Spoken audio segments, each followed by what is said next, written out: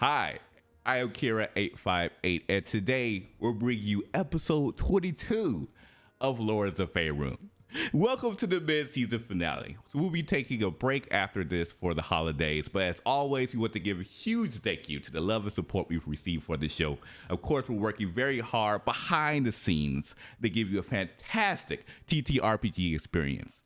And with that, it's time to introduce our sponsors. We're proud to say that Lords of Faerun is officially sponsored by Die Hard Dice. Die Hard Dice is an incredible company that produces gorgeous dice-associated items such as dice scrolls, dice trays, that's why, dice bags, and more. Die Hard Dice has just released a couple of new line of products dedicated to the Die Hard Dice affiliate program. Now, many of their specialized line of dice do get sold out, especially for the holiday season. And to be honest, you may have to wait until after the holiday to be able to pick up more. I think they are currently on pause at the moment for orders. But nevertheless, definitely when they come back, go ahead and pick up your Die Hard Dice. And when you go to the website, use the promo code Faerun, which is FAERUN, to get a discount off your purchase. So with that, time to level up your dice. Of course, Lords of Faerun is now partnered with Untitled Champions. Untitled Champions is one of the biggest D&D games around, and this week a list of champions have been buffed to help you push past that troublesome wall. If you hit !code in chat, you will receive a code for a free Electrum chest. This chest provides free premium content to help accelerate your progress in the game, so with that, enjoy. And of course, if you like our show and would like to support us, Lords of Faerun has a Patreon. All the funds sent to our Patreon goes directly to the cast. And the Patreon offers exclusive content like after shows, podcasts, Patreon exclusive Discord channels, and even bonus episodes. Your contributions helps us as content creators, and for that, we thank you. And if you're not able to contribute financially, but would still like to support us, liking, retweeting, and getting the word out already does so much. It truly does make a major difference, and we appreciate all that you've done for the channel. And with that, it's time to introduce our cast. And we'll start first, of course, with our wonderful DM, Aliza. Aliza, you'd like to talk about yourself and any projects that you're working on? Sure. Hello. Hi. I'm Elisa Pearl. And it's the end of the year, so things are winding down. But in addition to Lords of Faerun, I'm also, what am I doing? What am I doing these days? No, I think this is it in terms of stream stuff for the rest of the year. Mm-hmm. Yeah, I think so. But I am coming back in the new year with some new stuff. My own stuff, and also playing in other people's games. I think we have not announced certain stuff, so I can't really tell you what it is. Yeah, I have like 3 new things that I'm going to be either a guest on or a regular on, and I can't tell you about any of them yet. One of them later today. A huge hint is later today you will find out that I'm a part of it. All right. That's a big hint. And we can find that information on your Twitter or where we can. Okay, so yeah, make sure. Yeah. Make sure to follow the fam's Twitter. Is that at the Elisa Pearl? Is that correct? Yep, at Elisa Pearl, and then same thing on Instagram at Elisa Pearl. Fantastic. Making our way down, we have the wonderful Diana. If you'd like to talk about yourself, who you're playing, and projects that you're working on. Yeah, sure. I'm Super Dylan. I'm Super Dylan everywhere on the internet, and I play Elliot, Latreya's adopted big brother and newfound family member of the Lords of Faerun. So I am really excited. Yeah. All right. No projects? Are you're good? You just follow me on Twitter. You'll find it. No worries. Make our way. I also want to just interrupt and say that I've been playing Diana's game, They Don't Want You to Work, and this is my little fairy. Stop it. So cute. Her name is Amwa. Basically, AMWMA. Wait, no, I don't know how to pronounce it, but that's how you spell it. You just made my whole week. Oh my God. Wow. It's a very fun game. Everyone download it. It's $5 on their itch.io. Go find it. It's very fun. came in with that curveball. That was absolutely fantastic. Of course, to make our way down, we have the wonderful Ree. Ree, would like to talk about yourself, who you're playing, and projects that you're working on. Of course. So naturally, you can follow me over on Twitter at BigDudeRee, where you can find out all the cool things that I am up to. Really quickly, I am currently the ST for Bonds Beyond Time, which also just recently had its end of the year episode, but you should definitely check out. Some super interesting things happened. I'm also playing Ardris over on Roofingwood Academy. I'm playing the Silver Tongue Bard with 1,000 Tricks, Avis today, and you can also catch me on a few other projects that haven't been announced yet. So keep your eyes peeled and you can find out what else I'm up to. Fantastic. Yeah, let's just say the last episode for Boss Beyond Time was a curveball of the century. Many of us, including the ST, I don't think was ready for that jelly. And that's all we're going to say. It'll be coming out this Monday. Making our way down, we have the wonderful Glyza. Glyza, you'd like to talk about yourself, who you're playing, and projects that you're working on. Hi, I'm Glyza, like Glyza Minnelli, but with a G in front. Just if you're curious on how to pronounce that. I am a person with many hats. I'm a podcast host. I'm a writer. I'm a TTRPG player. My podcast is called Classical Adventures for One, and Spotify recently released a feature where you can rate podcasts. So if you like my podcasts, I would definitely love it if you could rate my podcast. If you listen to it on Spotify, keep an eye out for season 2. I'll have many indie podcasters on there voicing different characters. In the meantime, check out season 1. It's all me there. I just talk about Alice's adventures in Wonderland. I'm also working on a horror urban fantasy audio drama where there will be nightmares come to life, called Nightmare Hunt. It will showcase very special people that you've heard on stream here and in other places. If you want to be like maybe one of my producers, or if you want to help out, check out buymeacoffee.com/classical Glyza if you want to help out. But I'm really excited to bring this story out to you. It's fantastic. I've been thinking about this for years and years. This is my Squid Game. I also write on the Geekly Grind as a manga reviewer, so go to the geeklygrind.com and see me discover new mangas for the first time every Sunday morning and Wednesday morning. Today, though, I'm wearing my TTRPG hat, and yes, I am that player who plays a lot of different characters, most of them with secrets, but not all of them, and most of them have already been revealed, though. No more secrets for me, I swear. So I don't think I can say that for this game anymore. Anyway, you can find all of my links on bio.link/classical Glyza for the channels that I do this show. But really, just follow me on Twitter as @classical Glyza, where I announce all kinds of things. One final announcement: January 23 will be known as Dragon Day. And it will involve all kinds of dragon games, and it will be a charity stream benefiting the Children's Burn Foundation, a foundation that's really close to my heart. Today, though, I will be playing Sloon, who has no feelings for anyone at all, not even a little bit. In the words of Friday, why you got a lot, Craig? You ain't got a lot, Craig. No feelings. Make our way down. We have the wonderful Adrian. You'd like to talk about yourself, who you're playing, and projects that you're working on. Hey everyone, I'm Adrian, or Aries, whichever you prefer, and you can usually find me here every Saturday on the Cookout, where I am playing Jesse Diaz, who has recently, discovered a second person in his life that he is, very enamored with. So that's very nice, and I'm looking forward to the rest of that storyline playing out. And I'm also the storyteller of Blood in the Bayou, so that it will be on Sunday at 2 p.m. Pacific time. And episode 5 should be a lot of fun. We may or may not also take a season break, just because some of the cast might be a wee bit busy, but we might also just do focus episodes for those that are around. So because I like the extremely well-adjusted social being I am, have so many plans on, Christmas weekend and New Year's weekend that, I may as well just cancel them all and have focus episodes with my RPG groups.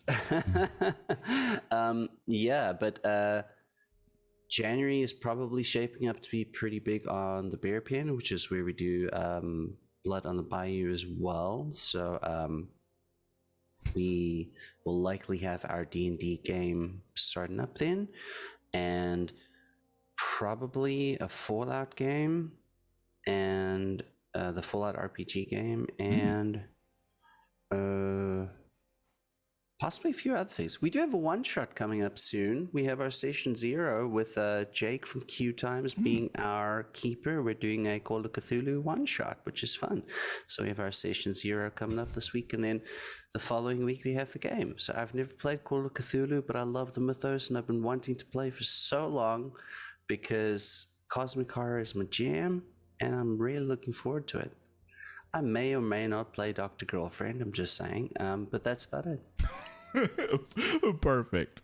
As for yours truly, I'm Kara858. As you can imagine, here at the Cookout, we're slowly wrapping up our campaign for the mid-season finale. So, of course, we have our mid-season finale here for Lords of Faerun, Boss Beyond Time, as well as Riverwood Academy. And, of course, these shows will be coming back in January for part 2. And as mentioned, we have definitely a few new shows coming up in the pipeline, some relatively soon. So if you want to keep up to date on all of our content that we're releasing, make sure to follow our Twitter at The Cookout TTRPGs for all of our TTRPG updates, as well as giveaways associated with Die Hard Dice and more. And so with that, I think it's about time that we bring in our intro video for episode 22 of Lords of Faerun.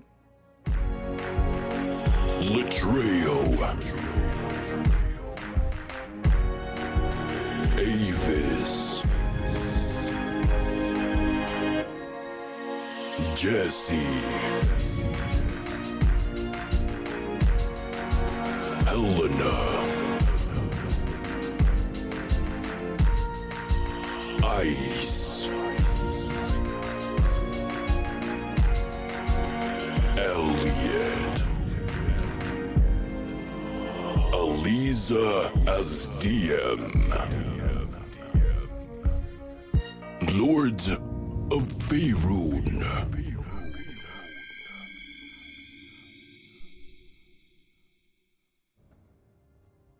All right, and we are back. So with that, Aliza, take it away. You all have been on the island of Veshanthar for probably a few weeks now, having some time to rest, to recuperate, to collect yourselves, and think about what's next on your journeys.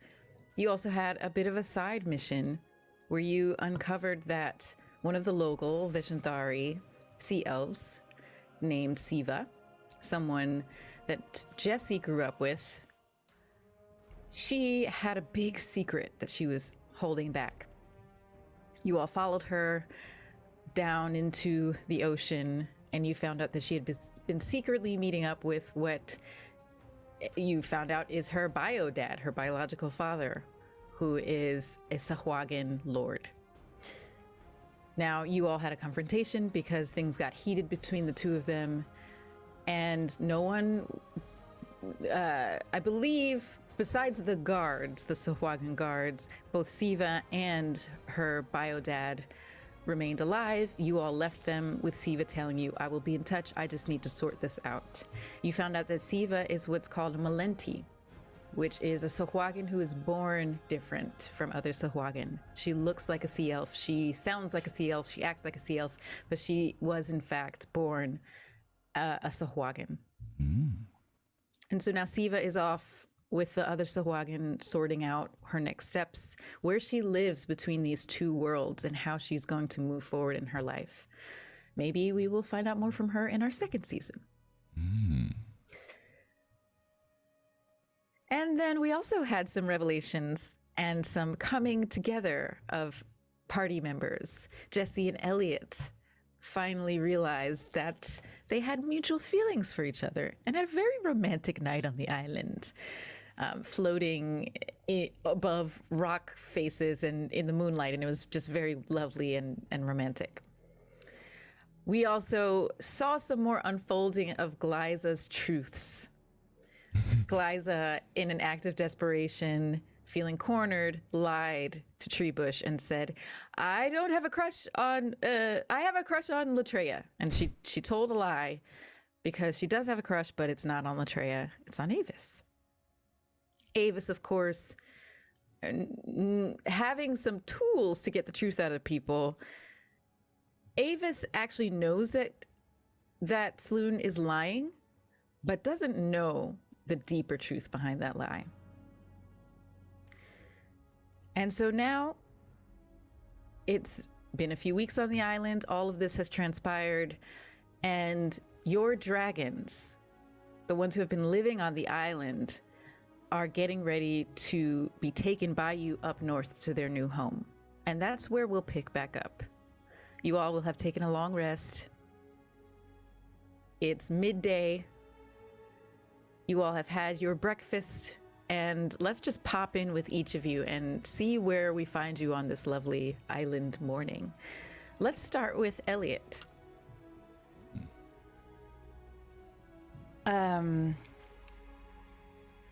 This morning, I think I sneak away from Jesse a little bit early,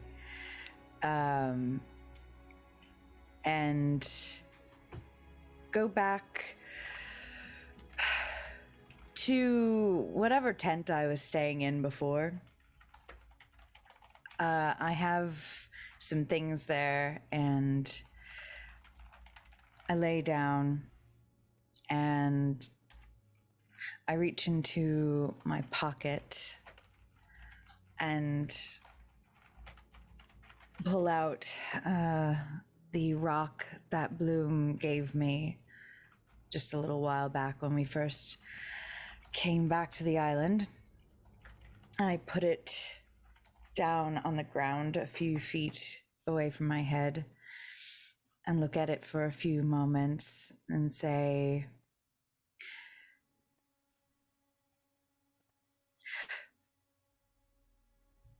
thank you. I don't know how much of this was your doing, but it was inspiring at least. Can you describe what this rock looks like? Just a rock that has been tousled around in the sea quite a bit. It's got like that smooth, but like shimmery kind of look of sea glass to it, with a little bit of swirl of color underneath the grainy visual on the surface. Okay. So, as you speak these words to this rock, you notice it start to wiggle a little bit. And then it flips over, and then flips and flips and flips. And it basically is now tumbling around in a circle.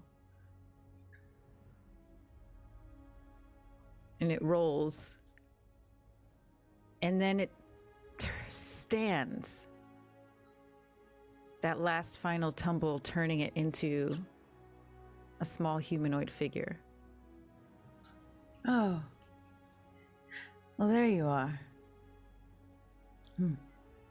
You've had a nice time lately, haven't you? I have actually. I can't tell, you know.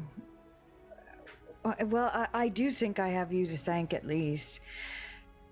Oh, you do. I just wanted to say that. Anyway, do you have a name? I mean, I kind of calling you Paul in my head, but I you know, I don't know if that's something I just made up. I was very high, I think. Well, I'm so glad I made such a strong impression on you that night. You did. You did. It stuck with me till morning. I almost took you right from that spot, but I felt bad, so I didn't. Well, your memory serves you well, because my name is Polonus. So you can call me Paul for short if you like. Polonus. No, Polonus is fine. I owe you quite a lot. Well, we can talk about that. But first, do we have a pact or no? I mean, what do you need of me? Just show me your world. Show me things. Let me come with you.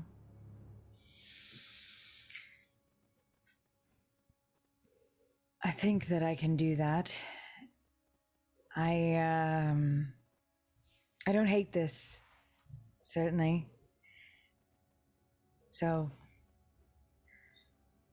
yes, I think we do. Oh, good.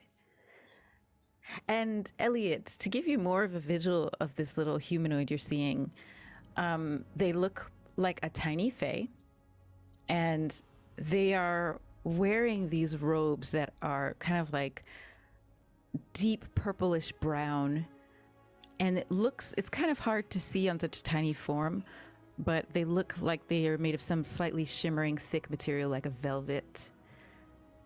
They look very regal, very beautiful, androgynous. You're not sure if they have a gender at all. And their movements are also very regal and delicate, but there's a hint of a court gesture vibe as well. Yeah.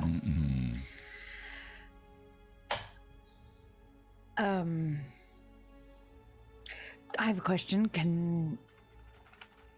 Do the others see you or hear you like I do, or is that just me? Oh, I will only reveal myself to you, my love. That's fine. I just want to make sure I don't look a certain way. Okay. Good. Okay.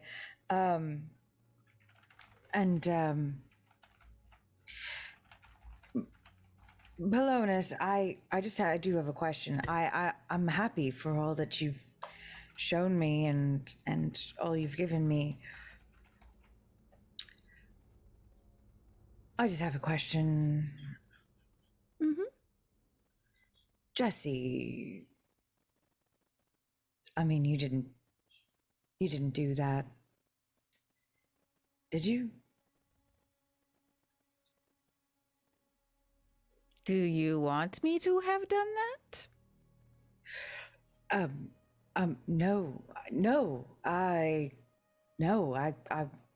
want that to have just happened. But you seem very helpful in other ways, so I just wanted to check and see.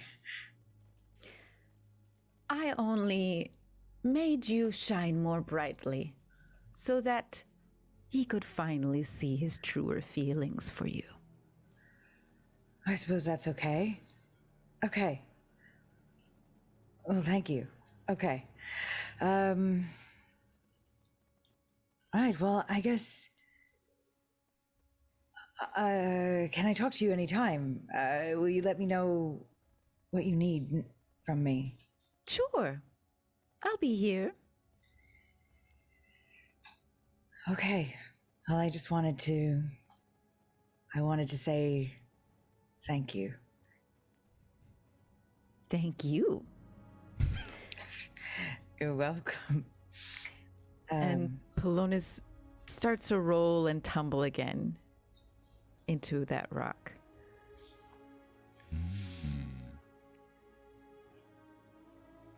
I pick it back up and put it in my pocket and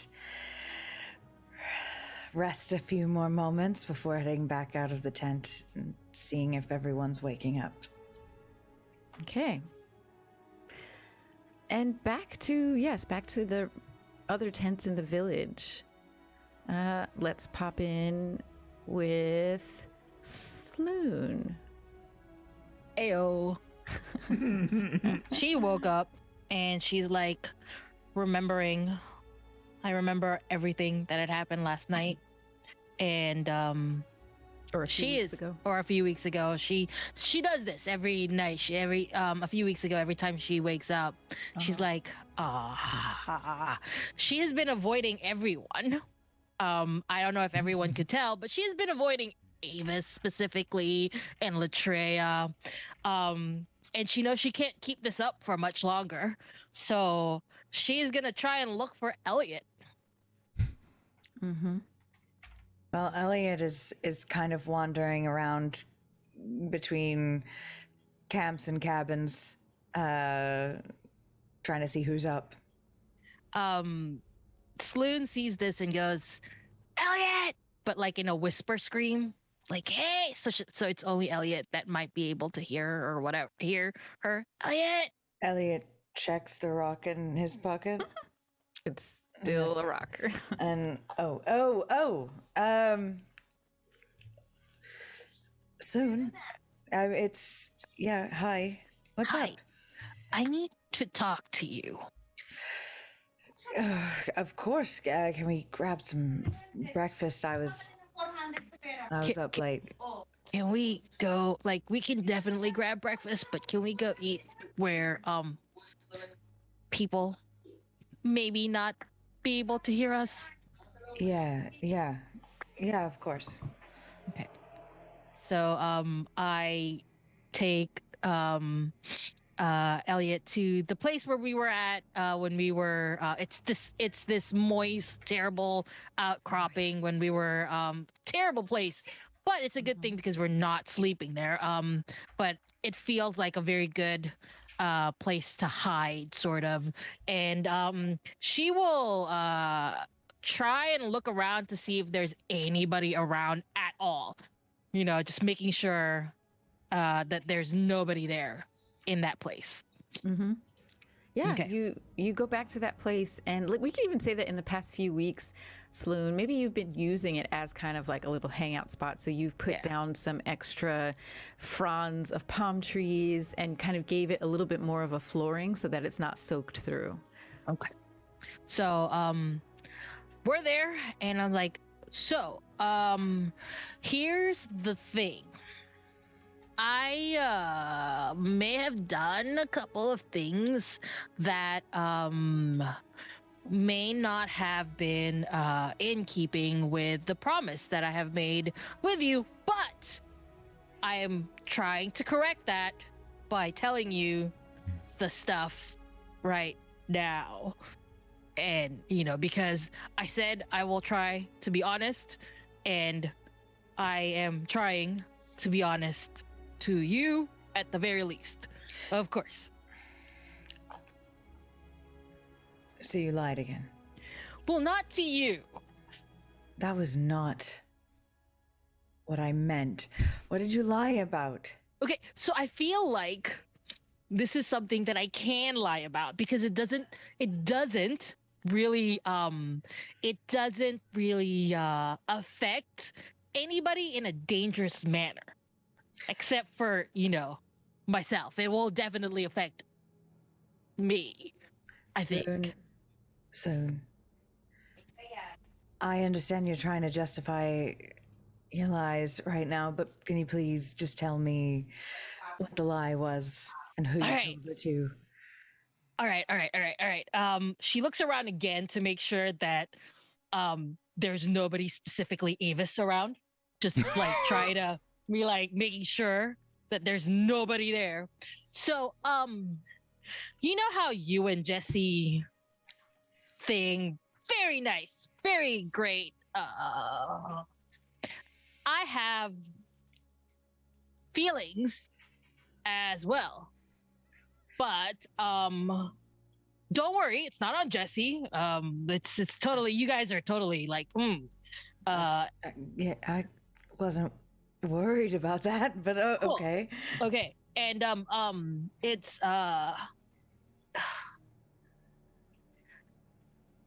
for some reason, for one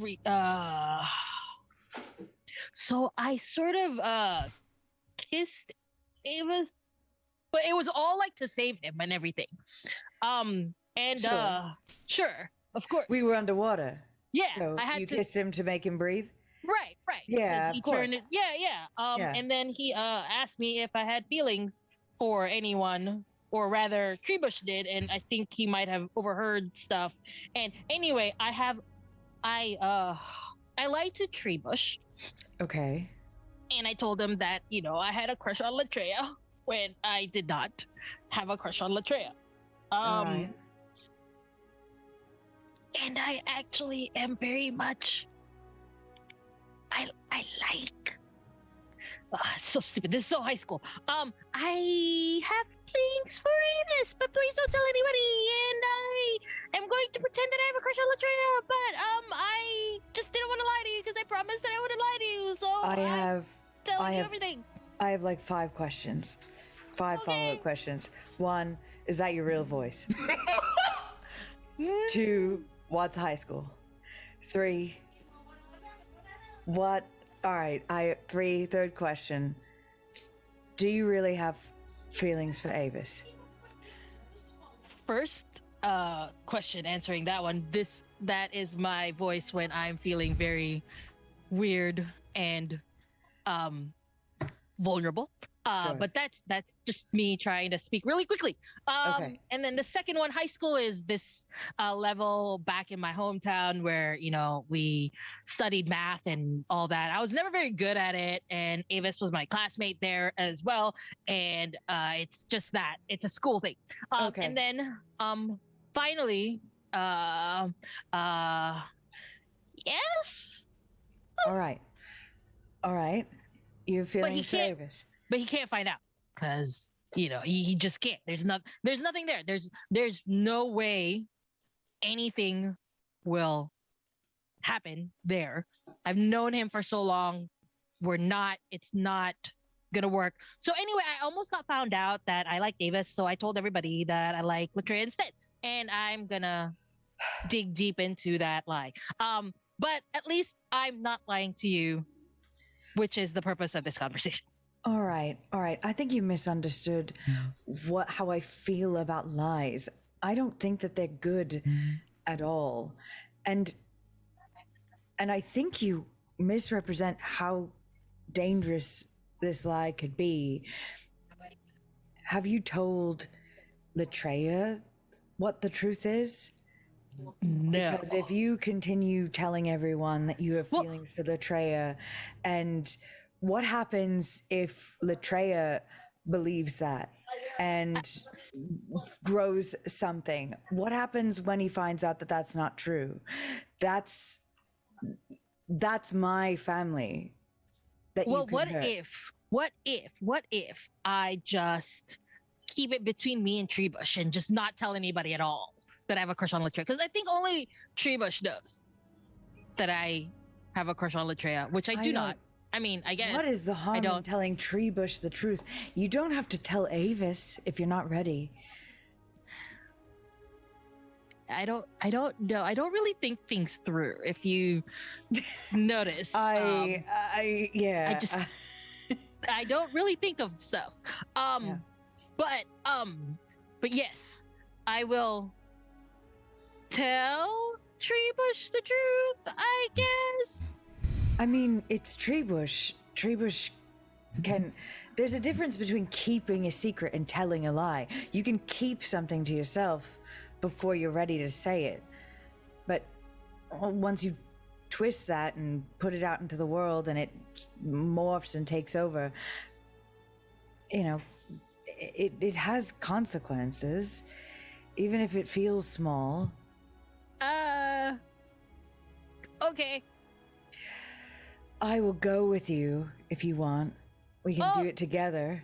No, I can tell Treebush the truth by myself. It's okay. I want you to be okay with who you are. I want you to be okay with all of that. I want that so badly for you. It doesn't mean that you have to just run and tell Avis everything that you think and feel. Of course.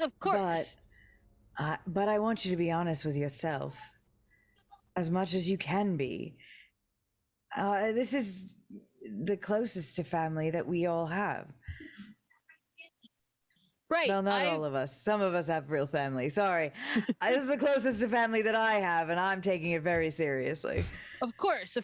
Well, don't worry. I'm going to go ahead and tell Treebush the truth so that I wouldn't have to pretend to Latreia or anybody, and this whole thing will blow over. I will definitely do that. All right. And no more lies. Not just not to me, to anyone. For you. It's not for my benefit. It's lies are bad for you. They erode things on the inside. Right. Of course. That is definitely something I will be thinking about. Well, I insight check. And Yes. Thank you.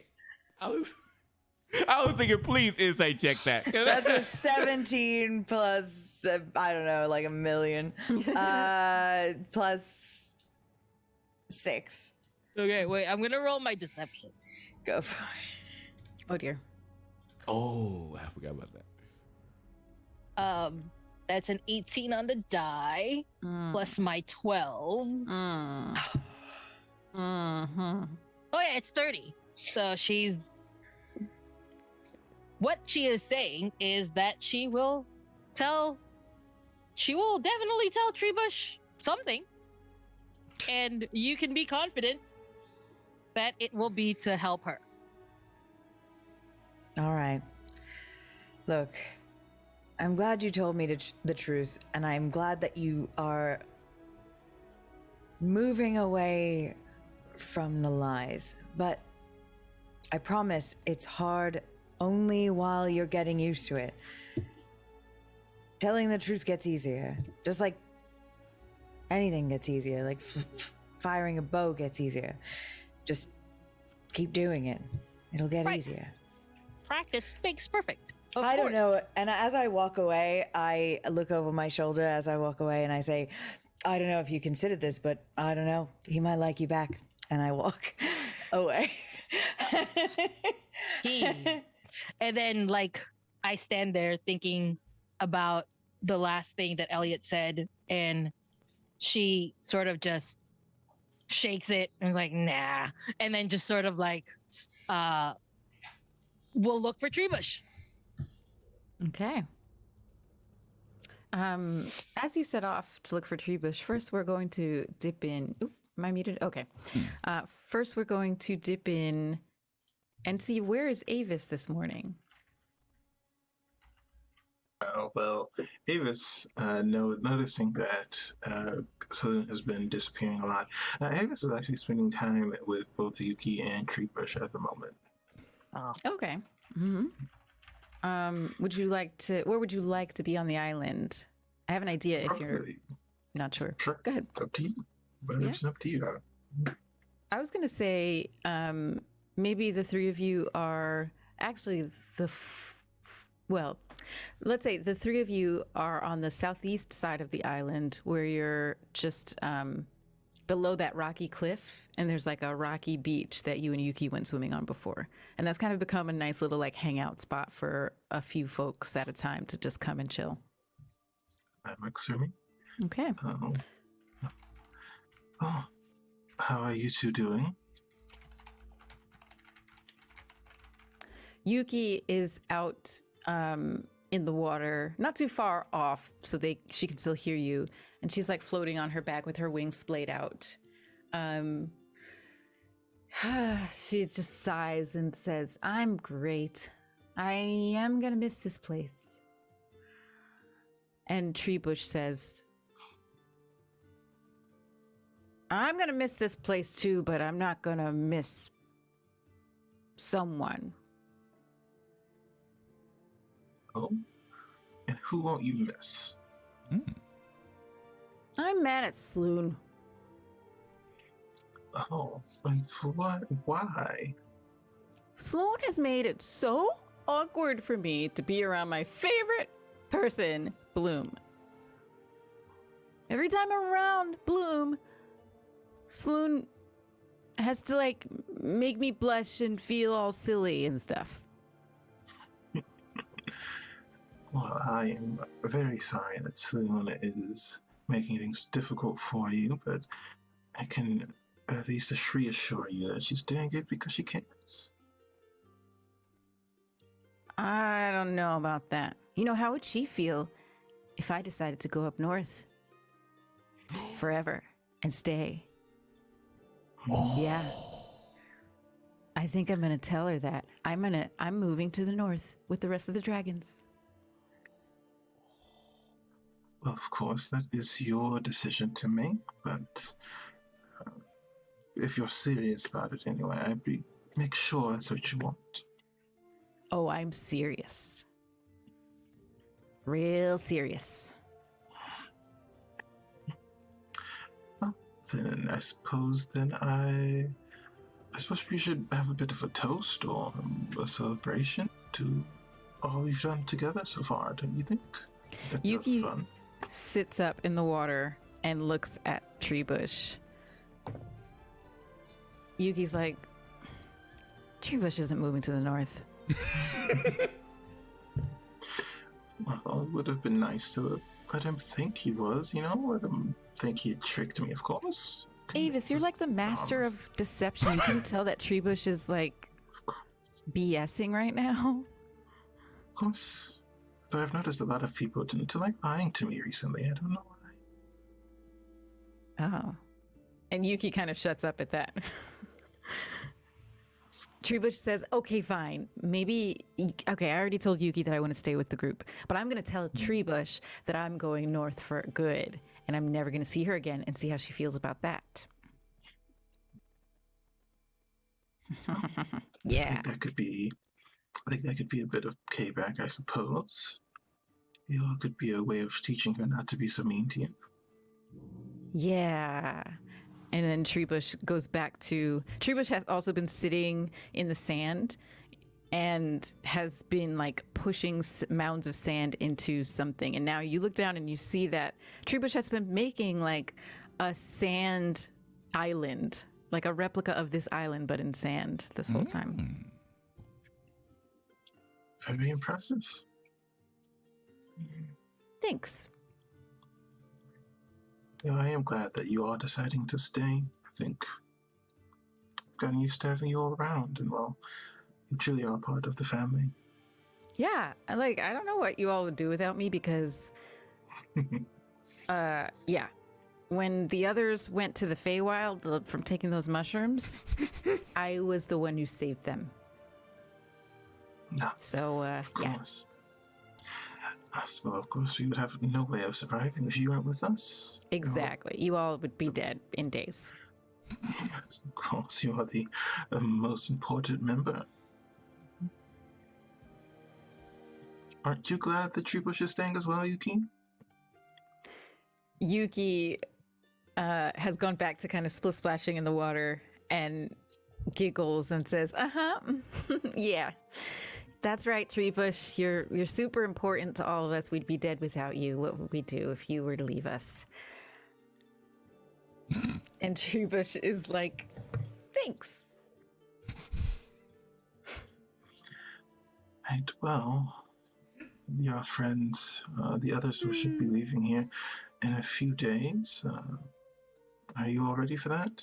Don't know how you all feel about each other at the moment, but saying goodbye can be difficult.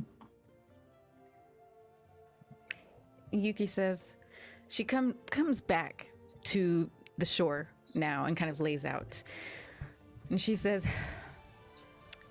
you know, I think it'll be good for them to go up north, and then we'll get to visit them sometimes as well. I'm looking forward to that, visiting them in their new home, and maybe spending some time up there with them sometimes, between our own adventures. Of course. Sure, we can schedule some time to vacation up in the ice, assuming we don't cause any trouble for anyone in the meantime. That sounds really wonderful. Glad you agree. I have a few ideas for some fun getaways. There are quite a few places and songs that I've been told are wonderful this time of year. Lovely. Huh. A wintry getaway. I would like that. Of course. Have you been practicing your magic? Oh, yes. Always. Would you like to learn a new spell? Yes. Yuki sits Well, up. I'm ready. Well, that is a spell that I find to be my personal favorite because, well, the spell, I'm sure you've noticed, is a zone of truth. Would you like me to show you? Mm-hmm. Yes, that seems really important. Before I tell you how to cast the spell, do you have an idea of why the spell is as useful as it is? Well, you yourself said that you feel like people have been lying to you a lot lately, and I guess Zone of Truth would be important to see if the people around you are being upfront, or if they're hiding things from you. Of course. And how do you think you should use it? Do you think that just because the spell forces you to tell the truth, is there another way to use it?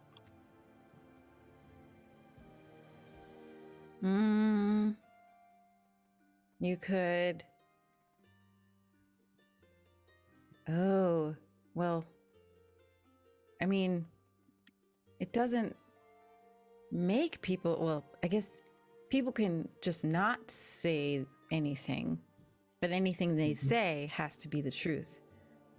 So you Yes, could that is true. see if people are just trying to hide something, because then if they don't speak, then they have a truth they are hiding. That is absolutely true. But there's a second layer to it. The kind of small things that people aren't easily able to control. For example, when people stop talking, or just as an example, when someone who's normally talkative becomes a bit more quiet. Sometimes the threat of such a spell is more effective than the actual spell.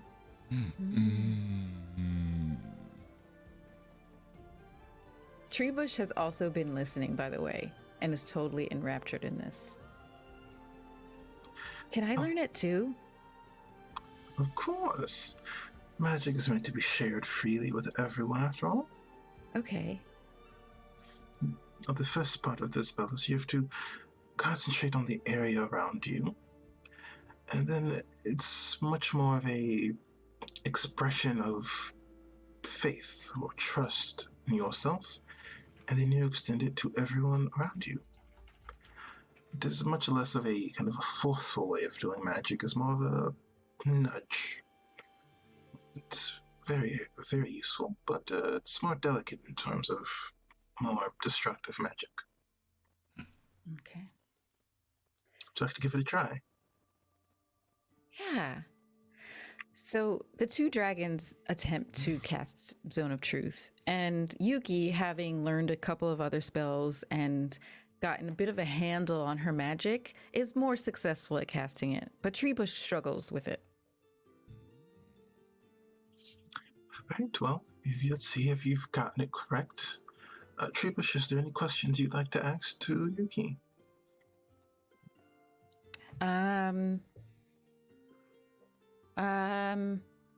What's your favorite thing about our group that we've been traveling with? Yuki blushes.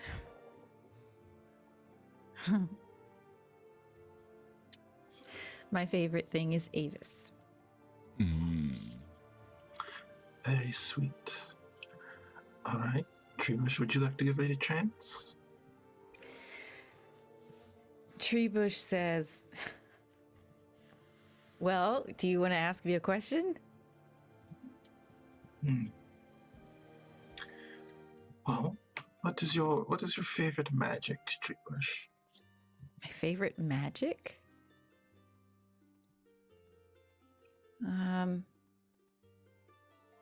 I don't know. Hey, I guess that's the truth. I don't know. Yes, of course. Not knowing is often a very difficult thing to be honest with oneself about. So you have to, if you're going to use the spell, you have to be able to be open and honest with who you are and what you believe. The spell will reveal that you're lying just as much as it reveals another person. Huh.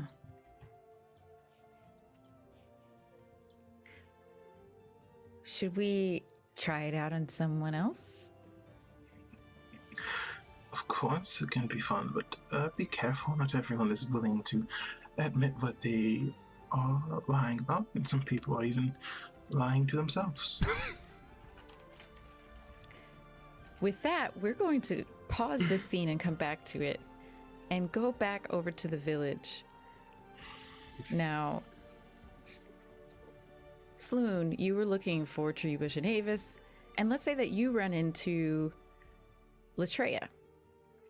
Oh. And whoever else actually would like to join up with the group. But first, we start with Sloone and Latreia. Okay. Latreia looks over, giving her a nod. And then as they look around, they says, "Are you ready to leave?" Yeah, totally good to go to leave. How have you been, Latreia?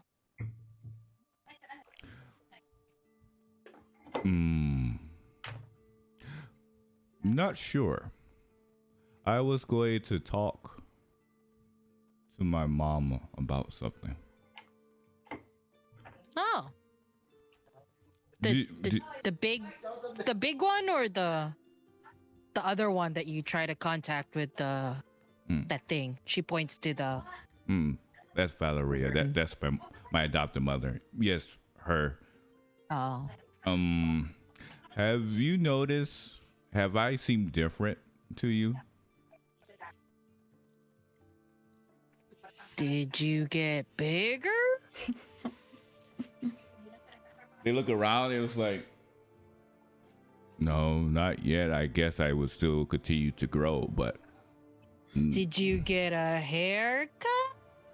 never. These dreads are going to go as long as I live. Oh, right. Well, I'm sorry. I don't. What kind of difference are you talking about? Like personality difference or like physical difference? Because, buddy, you're a growing man thing. You're, Behavior difference. Oh. Well, I think you've become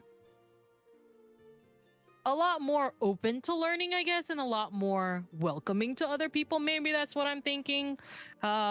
Before you would be you would just hang out with Elliot, and you would be the duo and all that. But I think, the more time you spend together, you're starting to get used to the fact that we are also part of your team thing. So maybe that's what I've noticed.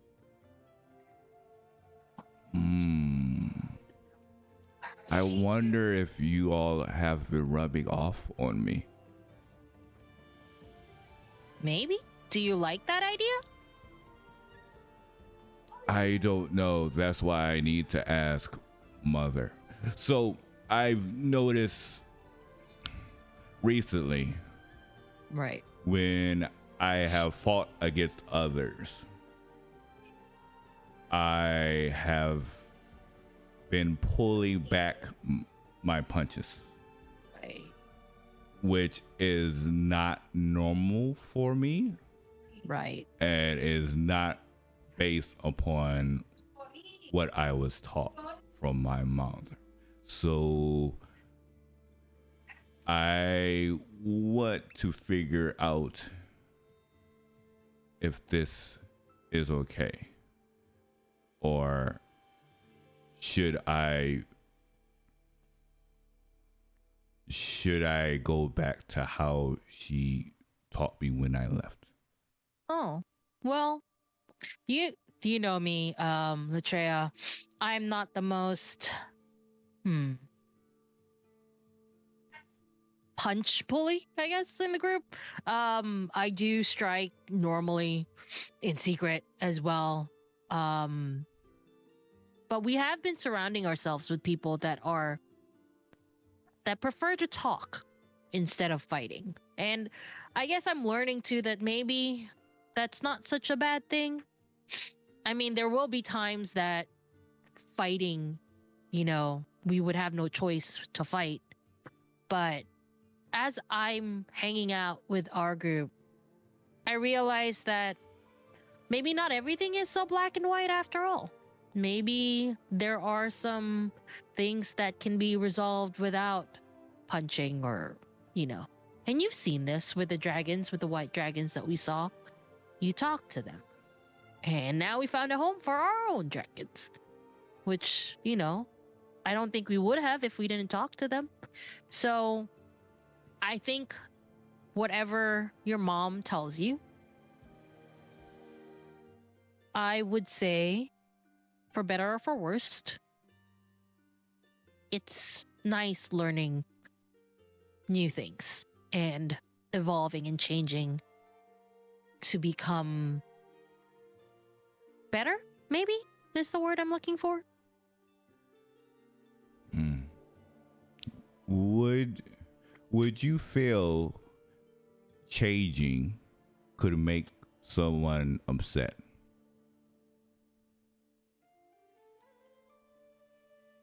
Yeah, I can see that, but I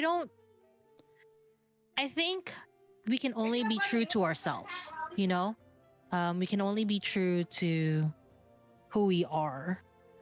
And if we do change, if we do become better, I think the best thing that we can just do.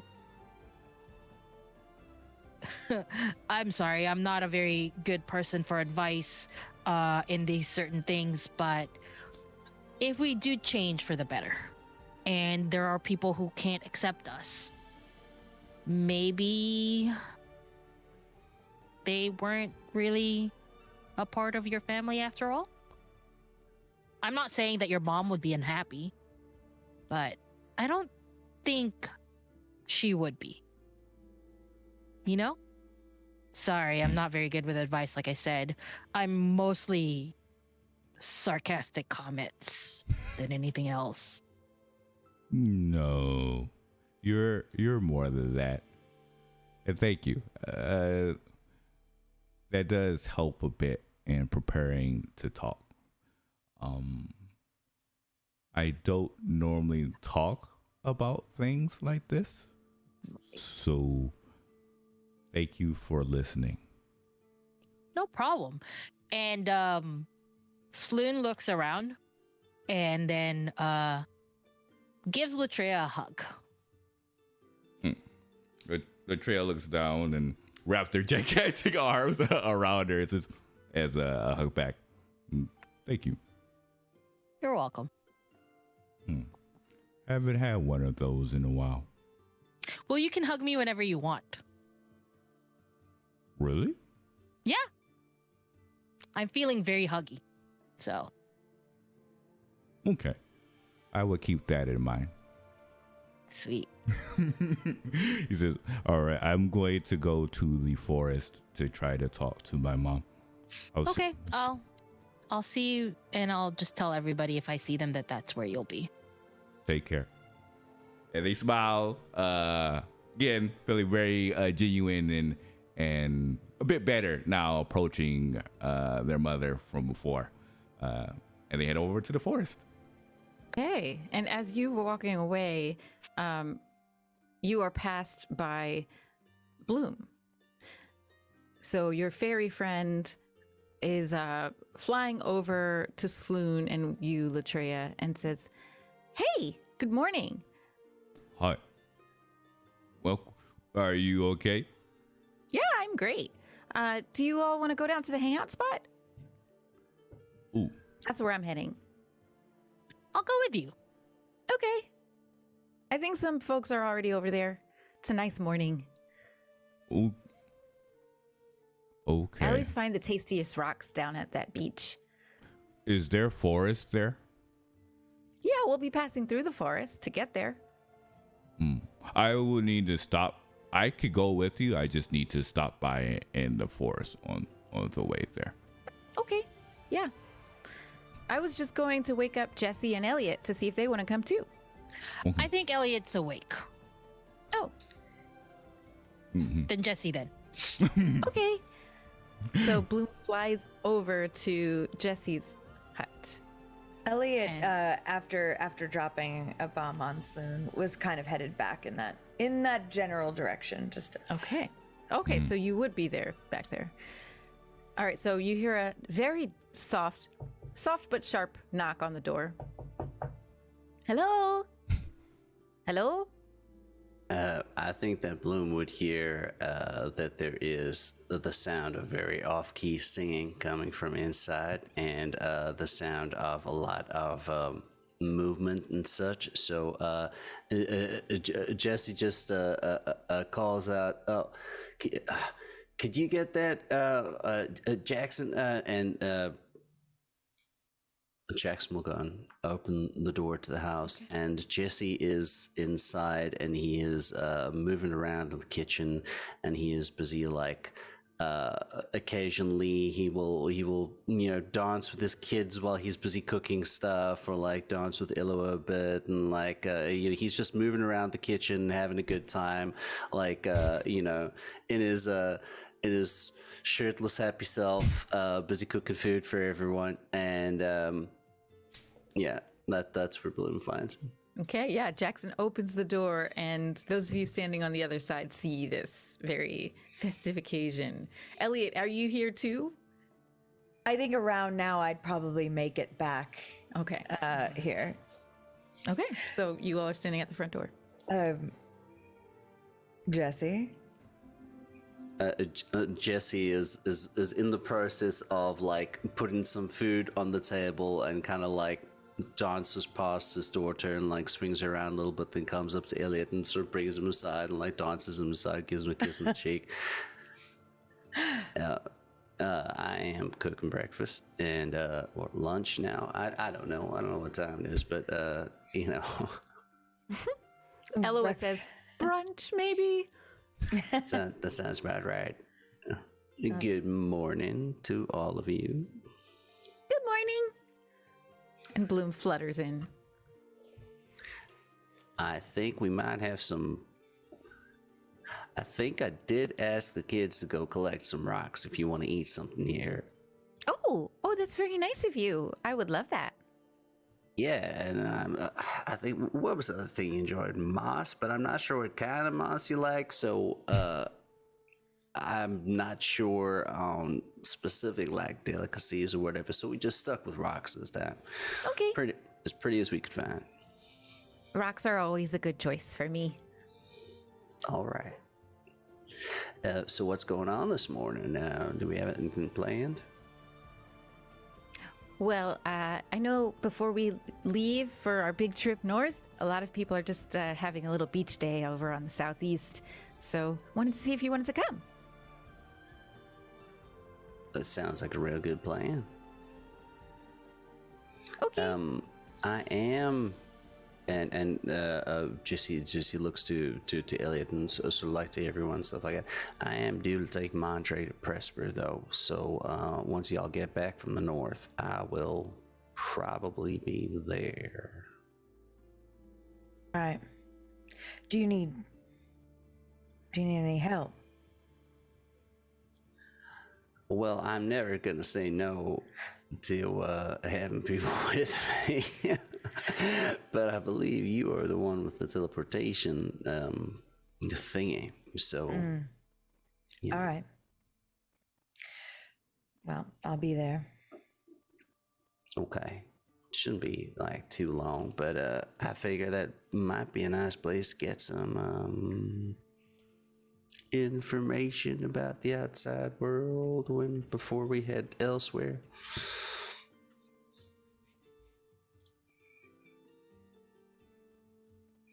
You seem troubled.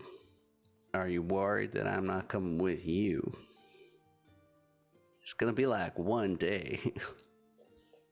Oh, You might be muted. muted. Yeah, you might be muted. Hardware muted, I think. Oh, no. Sorry. I am just a little distracted, but I'm excited. I'll be there. And it'll be fine. All right. Well, yeah, I will be along shortly.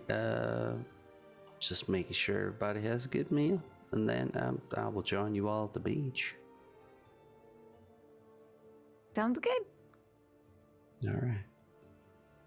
And Jesse continues making sure everyone's fed and happy. And I'm sure, well, Sloan already mentioned wanting to grab some breakfast, and Latreia always wants something. So, yeah, if they followed suit, they're definitely welcome to have breakfast there too. Loon grabs a plate and sits down next to the kids and have been like eating and like goofing around with the kids, not looking Elliot in the eye. And Jesse- Latreia. And Jesse for sure makes sure everyone gets hugs and little dances if he can, and still singing off key. wait, is this inside or outside the house? Inside the house, yeah. Latreia will probably eat at like outside looking in, because I'm pretty sure that. How big is the house? well, dragons, a couple of dragons can fit inside. Oh, okay, perfect. Like, Okay. Yeah, we've established, especially this is one that a whole family lives in. Yeah. So it's going to be big enough, like, for, yeah. Perfect. Yeah, they'll be inside and grab one some food. Kind of help soothe their soul before they go and decide to talk to their adopted mom. So thank you for the meal. This is delicious. I was taught very well. It works. My stomach agrees. Well, thank you. I can't claim to be at the level of grandmother, but you know, I do my best. So, how many of y'all are heading up north? I will be. I also will be heading up Okay. north. Actually, I wanted to tell you all that I've decided to go up north and stay there for a while. Oh, Oh, Yeah, I really like, all the traveling I've done with you this short amount of time, but I think I just want to see what it's like up there for a while. I've never been that far, and I've been making this coat, and she pulls out from her like little backpack this like moss and stick woven tiny little coat. And she says, I think it's really warm, so I think I can stay up there for a while. I have a gift for you. And Jesse disappears quickly into another room, comes back with those boots of the Hinterland, I think they are. Now, these are magical, so if you spend some time with them, I believe they should shrink down to something you can wear, but they'll keep you safe from the cold. And I got this Wow. fancy ring that I don't need these boots anymore. Thank you so much. And you hand the boots to her, and they are quite big. And she kind of like floats up to hold them. And she's like, whoa, they're kind of heavy. But then she puts one on, and sure enough, it shrinks down to her size, and she puts the other one on. And she's like, oh, wow, I feel like I'm in a sauna right now. I should take them off while I'm on the island. Probably. I mean, the nice thing is that, I mean, you fly and I fly, so we don't really have that problem. But, you know, if there is kind of like difficult areas you got to walk on, this will keep you safe from that too. And, if anything cold tries to like hurt you or damage you, it will protect you from that too. Thank you so much, Jesse. This is great. I'll have so many adventures up there. It'll be fun. If you ever need any help, head to the Ravara clan. That's my family, and just let them know you're friends of Latreia, and they will take care of you. Okay. Thank you. And I hope to meet up with you and do some adventuring with you at some point in the future. We will. I love Vasa. I'm sure we'll be visiting sometime. You know. Good. Definitely. Well, shall we go ahead to the beach? Let's go. That works. Yeah. Okay. So, having had breakfast, you all set out for the southeast part of the island in that little beach cove. On the way there, you do pass through some forest, and Latreia, I'm guessing you will peel off at some point, and the rest will continue on to give you some privacy. So, yeah, let's see what Latreia does in the forest. All right. So Latreia leans against a tree that could definitely fit his stature. And as he leans against it, he grabs the amulet, and then almost like when he attempts to speak to his grandmother, he calls out to his adopted mother, Valeria, who he hasn't spoken to in a very long time. And he says, "Mom, are you there?"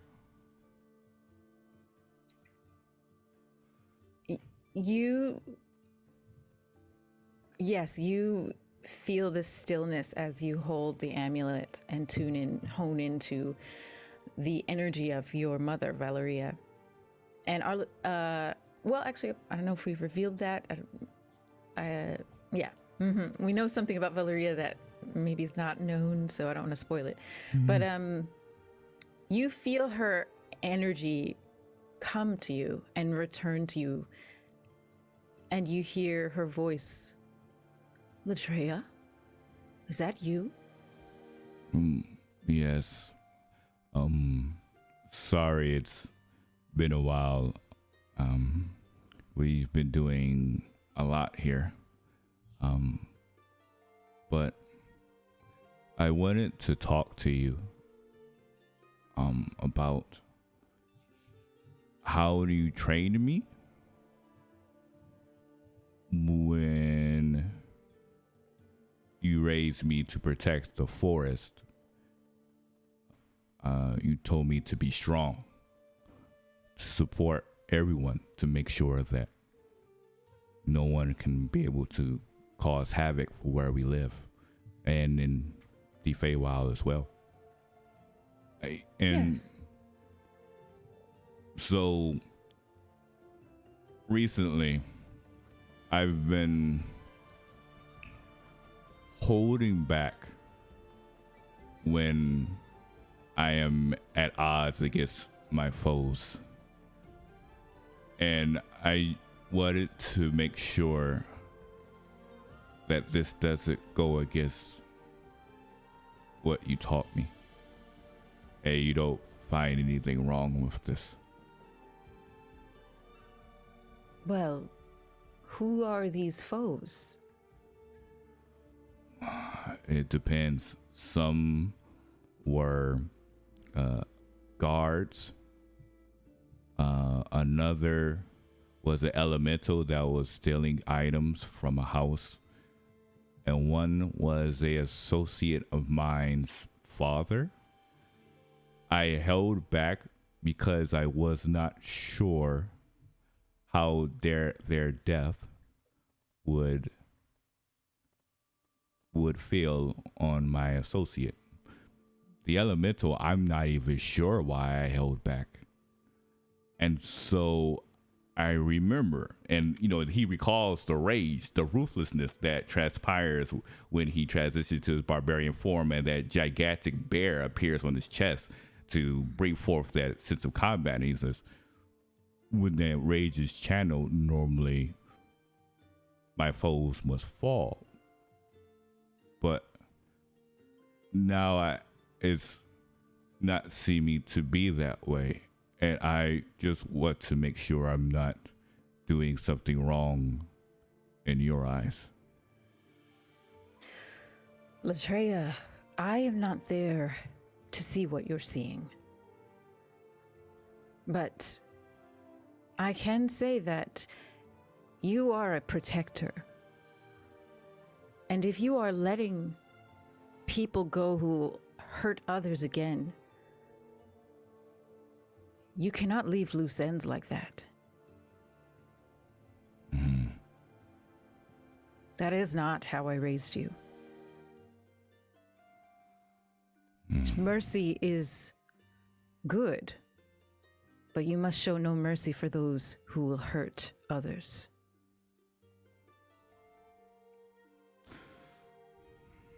Yeah, I was thinking that recently. I came across my birth mother, whose viewpoint is a bit different from yours in some ways. The woman who let you be kidnapped.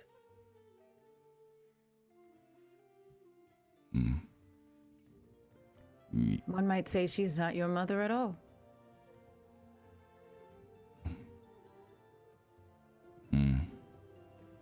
You have to remember, Latreia. You were raised in the forest. You were not raised with them. They may live by different rules, but you have your upbringing and they have theirs. You don't need to change for every person you come across out there in the world. Because if you did, then who would you become? You would become lost, confused. Stick to what you know. Do not bend to other people's will. You are a warrior. You are a protector. And others will want to use you and manipulate you for your power. Do not let them. Latreia nods, especially after that last statement, and says, I understand. I just needed to hear that because I wasn't sure. I was believing it was the right way, but now I know for certain. Thank you. I can't wait to see you again. Good. The forest welcomes you back. Okay, I will see you soon. And with that, you could definitely see like a huge weight of his on his shoulder just like brush off. Like that, all that. I mean, he's normally a very stoic individual, but there was like a sense of tenseness in their shoulders, and just hearing that confirmation from, his mother. He just feels much better now. And with that, he nods and heads back to where the group is. Okay. Now, skipping ahead, while that's happening, actually, the rest of you who are heading to the beach, you all actually enter that moment that we paused before with Yuki, Treebush, and Avis having just taught the two dragons Zone of Truth and saying, let's try it on some other people. In you walk.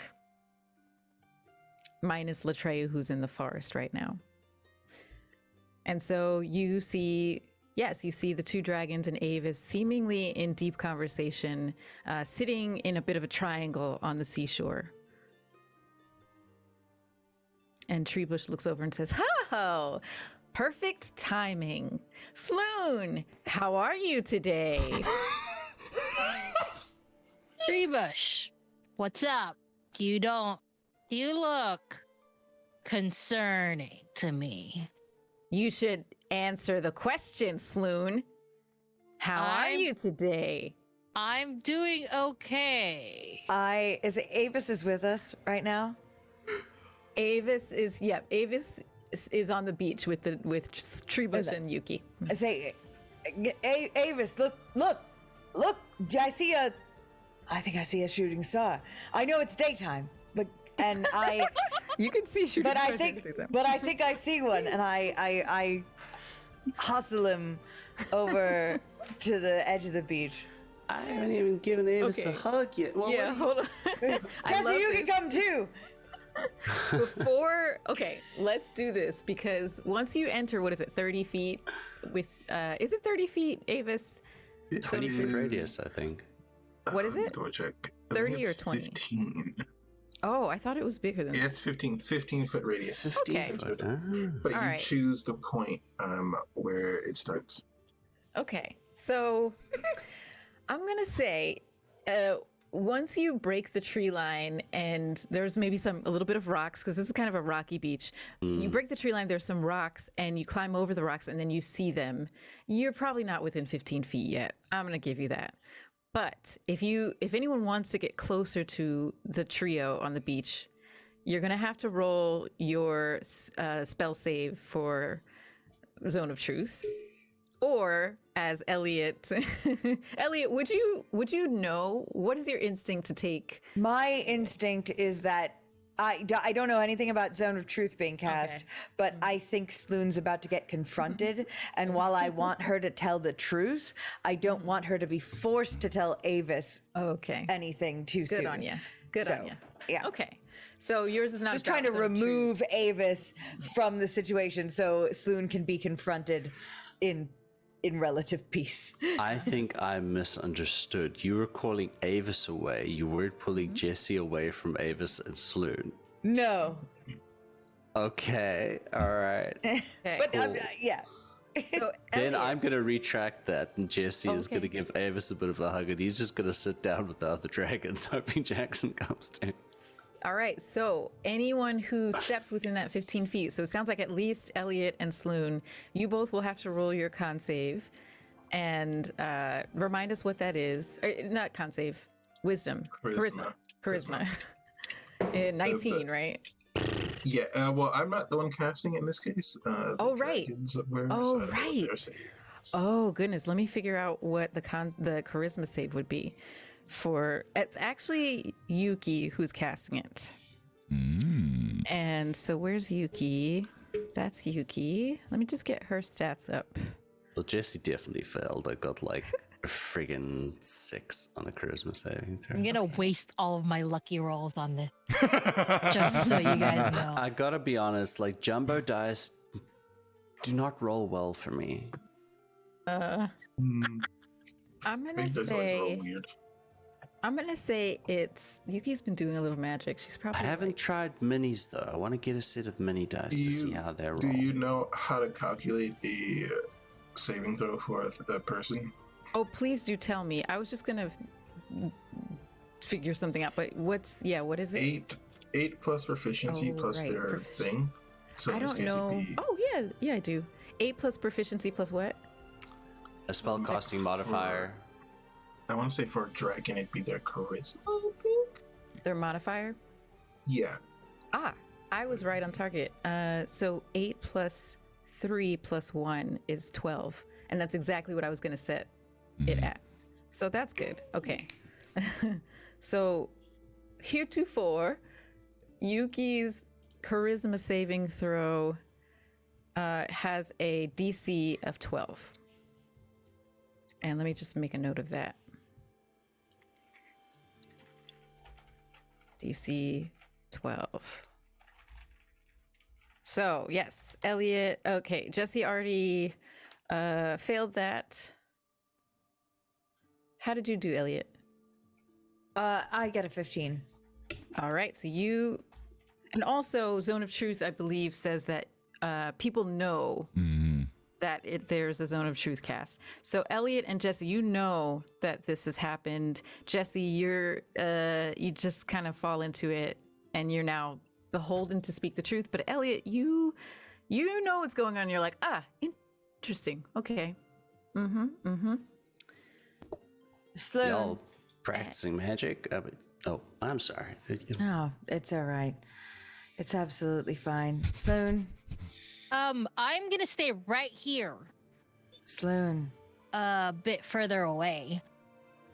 I like the view, so And why is that, Sloan? because it looks great. Is the star not important anymore? The what? She can't hear because she's a little bit further away from everyone. The shooting star seemed to have been very important. Like, No, it's still minutes very ago, important. and- We're coming over there. Sloan, Yeah, I am going to show Avis the shooting star over there. cool. I think you should think about what I said. It's definitely in my mind. Definitely thinking about it. 100%. And I'll walk over to Avis and look up in the sky and say, it was right over here, but I think that by now it should be somewhere over here. So we should look this way. We should look over here. Hey, so you walk off with Avis? Avis, do you go? Avis is mostly amused, so he's gonna go. Okay. All right. So I would just say this normally anyway, but yes, you guys know Sloan's been acting weird, right? And he's like been talking to the dragons. It's like, I hardly see her anymore, and like, I'd say this normally anyway, but seeing as I'm under the effects of whatever spell you cast, that was good work, by the way. I mean, that worked. That's great. Which one of you was doing that? Oh, But that's me. You've been acting a bit weird, Sloan. Like I haven't seen you a whole lot. That was really good, Yuki. Wow, that's amazing. Also, I really don't think there's a shooting star. To be frank, I think that Avis might have been pulled off by Elliot for some reason. I'm not entirely sure why, but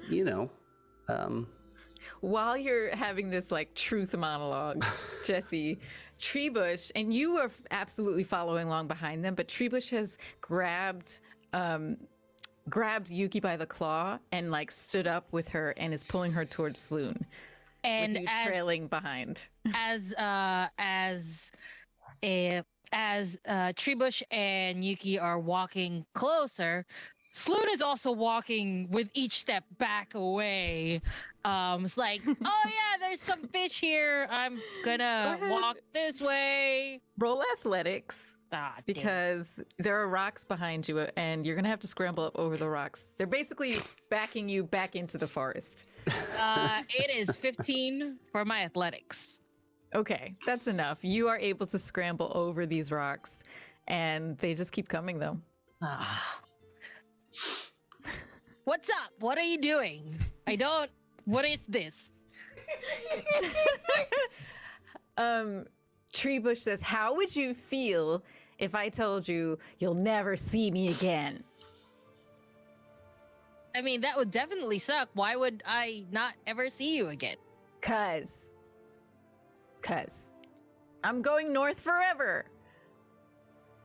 And you'll never see me again. did Cheebush make a save? I guess so, yeah. Good call. You know what? I might have to rewind that moment because I forgot that Treebush also is the zone of truth. Is this so true? No, Treebush did not Ah. pass. So Treebush is like, instead of it, so let's retcon that. Thank you. We're gonna rewind that moment. And instead, Treebush says, "I'm gonna lie to you and tell you that I'm going north forever because I want to see what you think. So that's why I want Yuki to cast the zone of truth. So you're standing in it, and I can see your reaction." That's great. I'm very glad that you're not going to the north. Oh wait. I think your plan backfired. But I'm glad you're gonna stay with me. That makes me feel really good. You know, when I had something to tell Elliot, I just went up and told him, like, hey, I think you're really hot and we should get together and I really like you. So I'm not sure why everyone's lying about all these things all the I time. know, right? If you're All these not are going to the true. north, just tell her you're not going to the north. I mean, like, it's one of those things.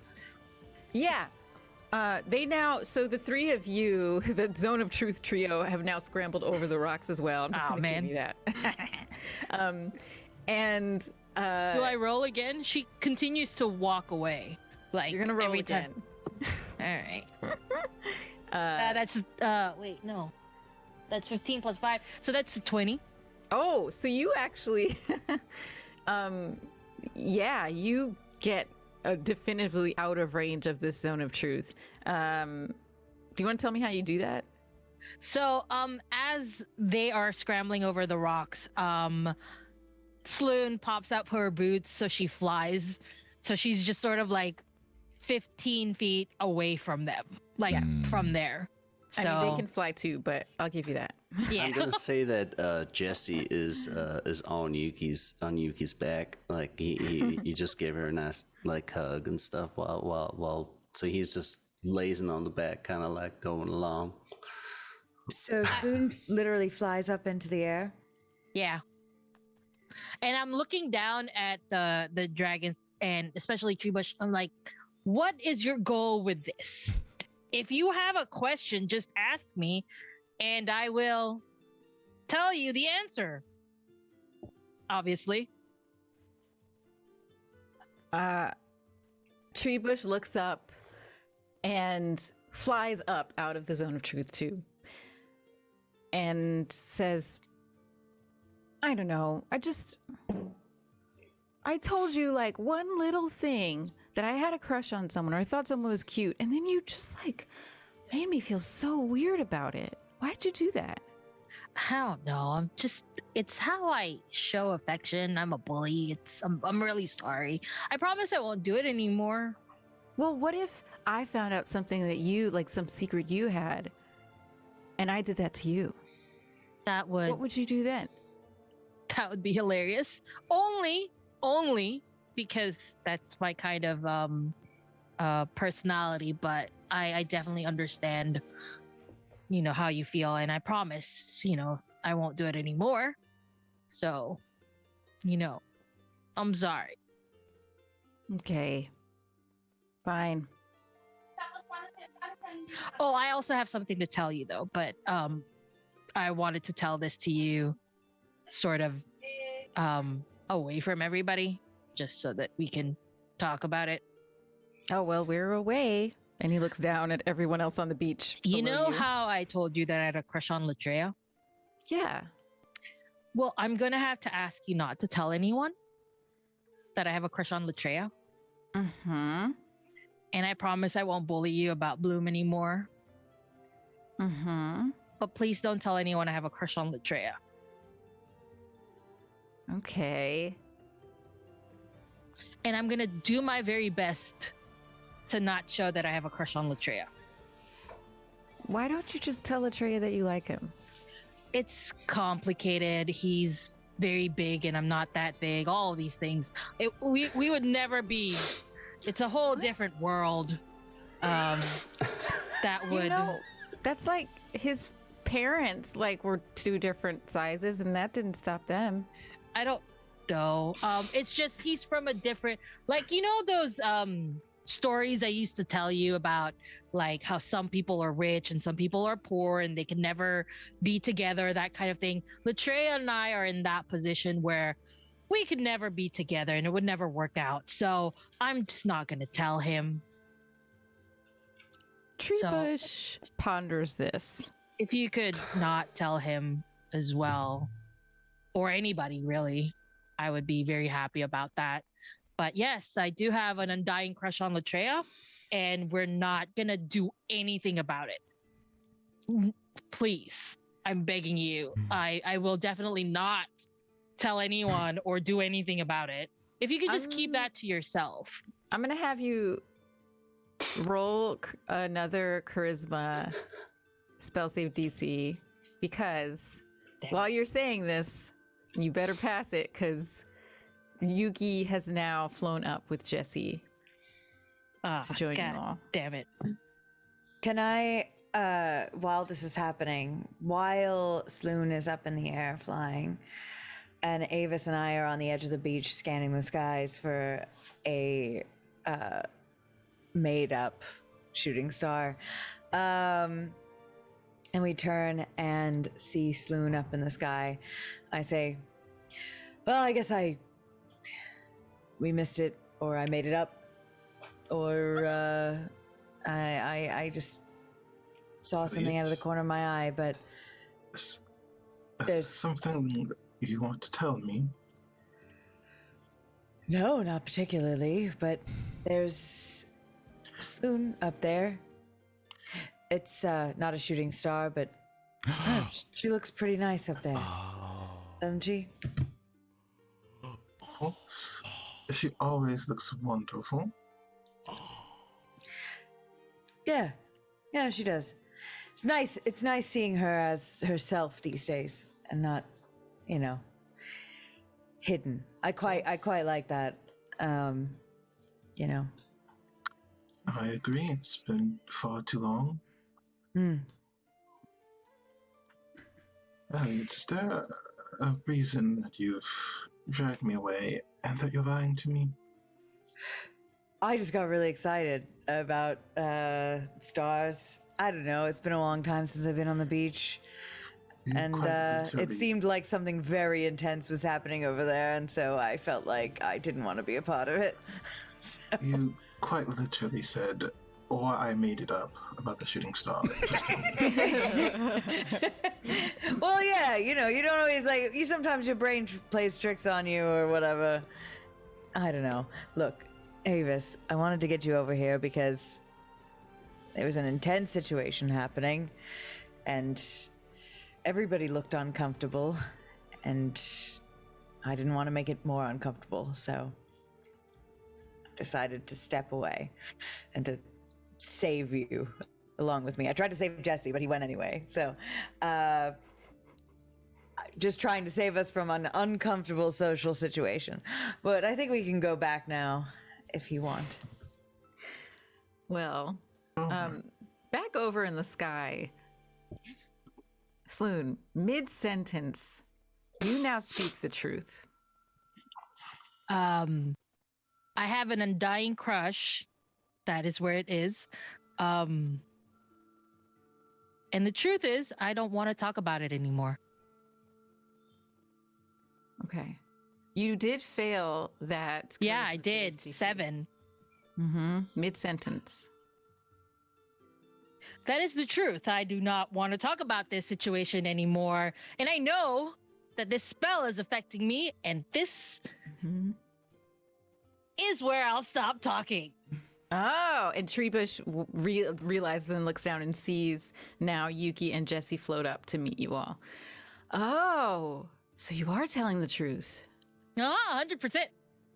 I mean, about that part. That I don't want to talk about it anymore. That is my 100% truth. Okay, I just have one more question though. Cover your ears. He goes to Jesse and Yuki. And Yuki does that. So, you sure you don't want me to just mention to Latreia that you have a crush on him? Because maybe it's not... Maybe there's something there. I really want you to not mention to Latreia that thing that you just said. That you have a crush on Latreia. This undying crush on Latreia. I do not want that mentioned to anybody. That very thing you just said. Why can't you say it? Wait a minute. Wait, let me just roll perception. Oh, okay. Okay. Treebush says, wait a minute. Say it. Say the thing you don't want me to say. I do not want you to say that there are feelings for someone. And that is the truth. I just don't want you to talk about feelings, about anything, to someone, anyone.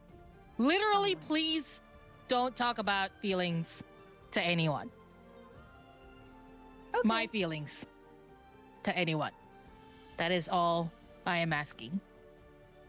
Let me live this undying crush that I have to my grave. Someone. Yeah, to my grave. And in Treebush's mind, he flashes back to the beach not too long ago, what Avis was teaching Yuki and saying, sometimes when someone doesn't say something in a zone of truth, that is the thing they are trying to hold back. And Treebush says, okay. Interesting. Got it. Cool. I appreciate you 100%. Okay, you can uncover your ears.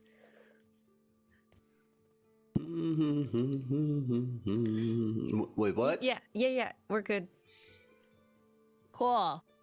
I'm gonna go to the ground now. And just like slips down to the ground, to the beach, away from the zone of truth. And as you do that, You Latreia, sometimes smell like lavender, and it's quite nice. Just Thank talking about you. one now. as you do that, Sloan, Latreia, you step out of the forest and in front of those rocks, and you see a bunch of your friends up in the air, and then you see Avis and Elliot over on the beach, pointing up at them. Well, as he approached, he looks at everyone and says, "What's going on?" And with that, actually, we're going to take our break now. Oh, Good call. oh, this is incredible. Oh, so I hope you're enjoying this episode. This has been absolutely phenomenal. If you like what you see here and would like to talk about our campaign, please feel free to join our Discord, which you will see the link in the chat below. We will have a section for spoilers as well as non-spoilers. So if you'd like to talk about our characters, the campaign, the lore, and some ideas what will be happening in the future. We also have a fan art section. And so with that, we're going to take a nice 10 to 15 minute break, and we'll see you for the second half of Lords of Faerun. Until then, farewell for now.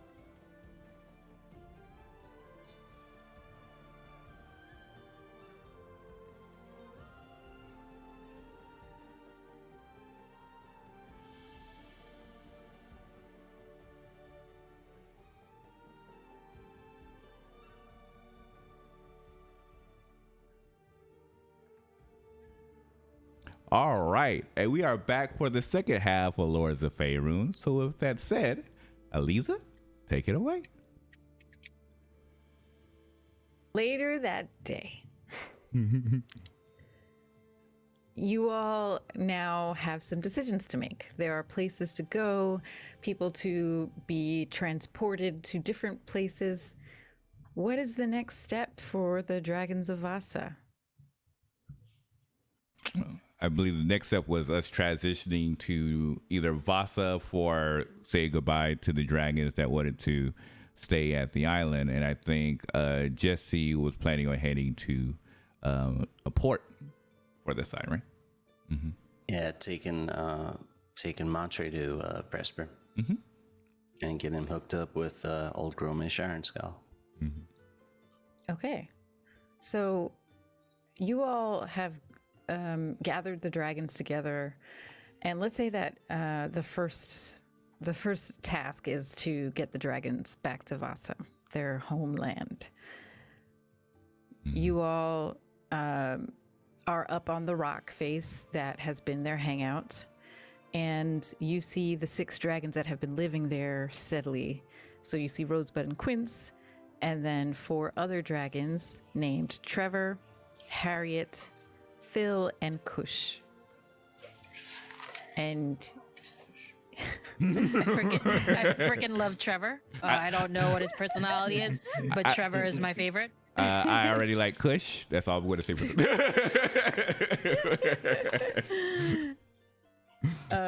So, yeah, these dragons have packed up, whatever small belongings that they've gathered up until now.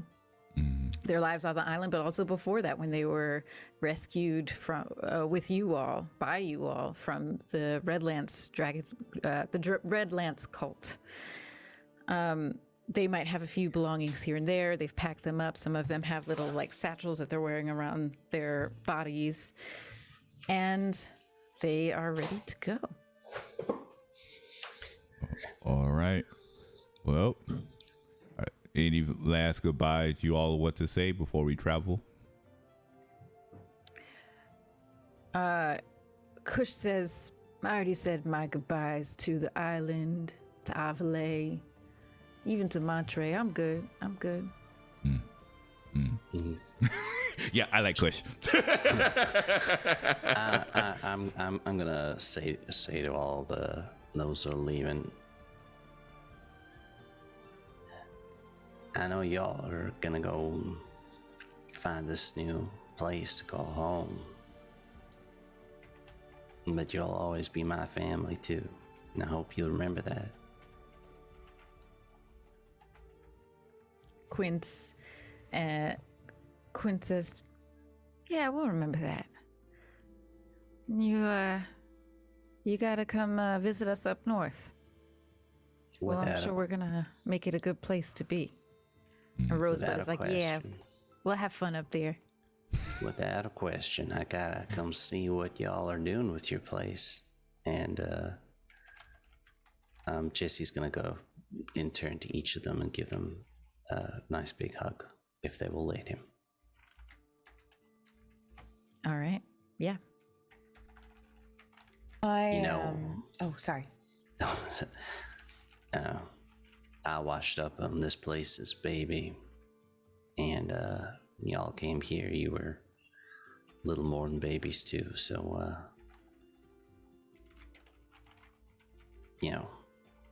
it's one of those things. Time goes fast, but sorry, I'm getting a little emotional here. I'm gonna miss y'all as well. Snowroot steps forward and says, I know we've had our differences, especially you two. And she points to Rosebud and Quince. And she says, but I'm going to miss you all too. Just don't be dicks up there. And Quince is like, we're going to do our best, but we're going to do our best. That's all I could say.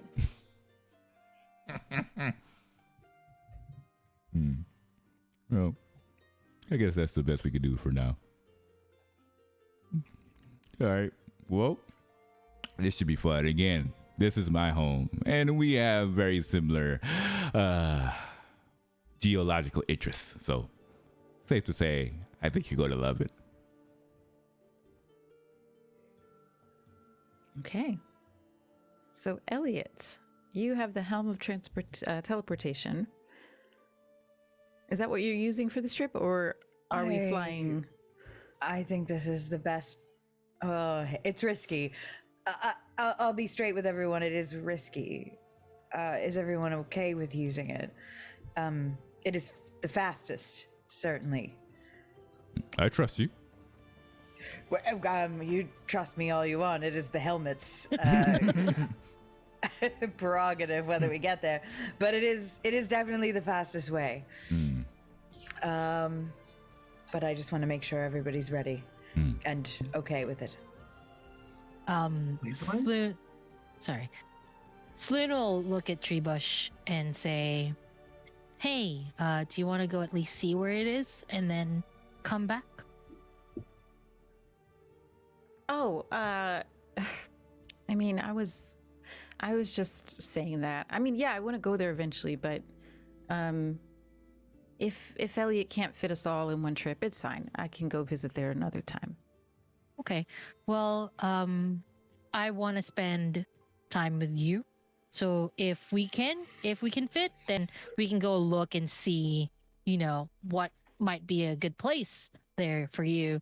And if we can't fit, then we'll just stay. Maybe we could join Jesse for, his trip. That sounds like a fun idea, don't you think? Yeah, that's cool with me. Cool. Okay. Well, if you don't need us, if you can't fit us, or if it's safer to have us not there, then Treebush and I can stay and hang out with Jesse. And so there's room for up to 8 willing creatures. You and up to 8 willing creatures, Elliot. So Yeah. there's you and then 6 dragons. So that leaves 2 more people who can come along. Who would you like to bring, or who would like to go? Wait. Latreia? Yeah? Okay. Anyone else dying to go back up to Vasa to drop off the dragons? I think there's work for me to do here at the moment, so I think I will leave this to you all. I look at Avis and was like, "You should go. Have fun. There." I in can Vasa. have a lot of fun where I am, actually. All It don't right. get to the cold that much to you either way, so. I was just thinking maybe you need time to cool down or something. I don't know. Elliot covertly makes a face at Sloon that is just like.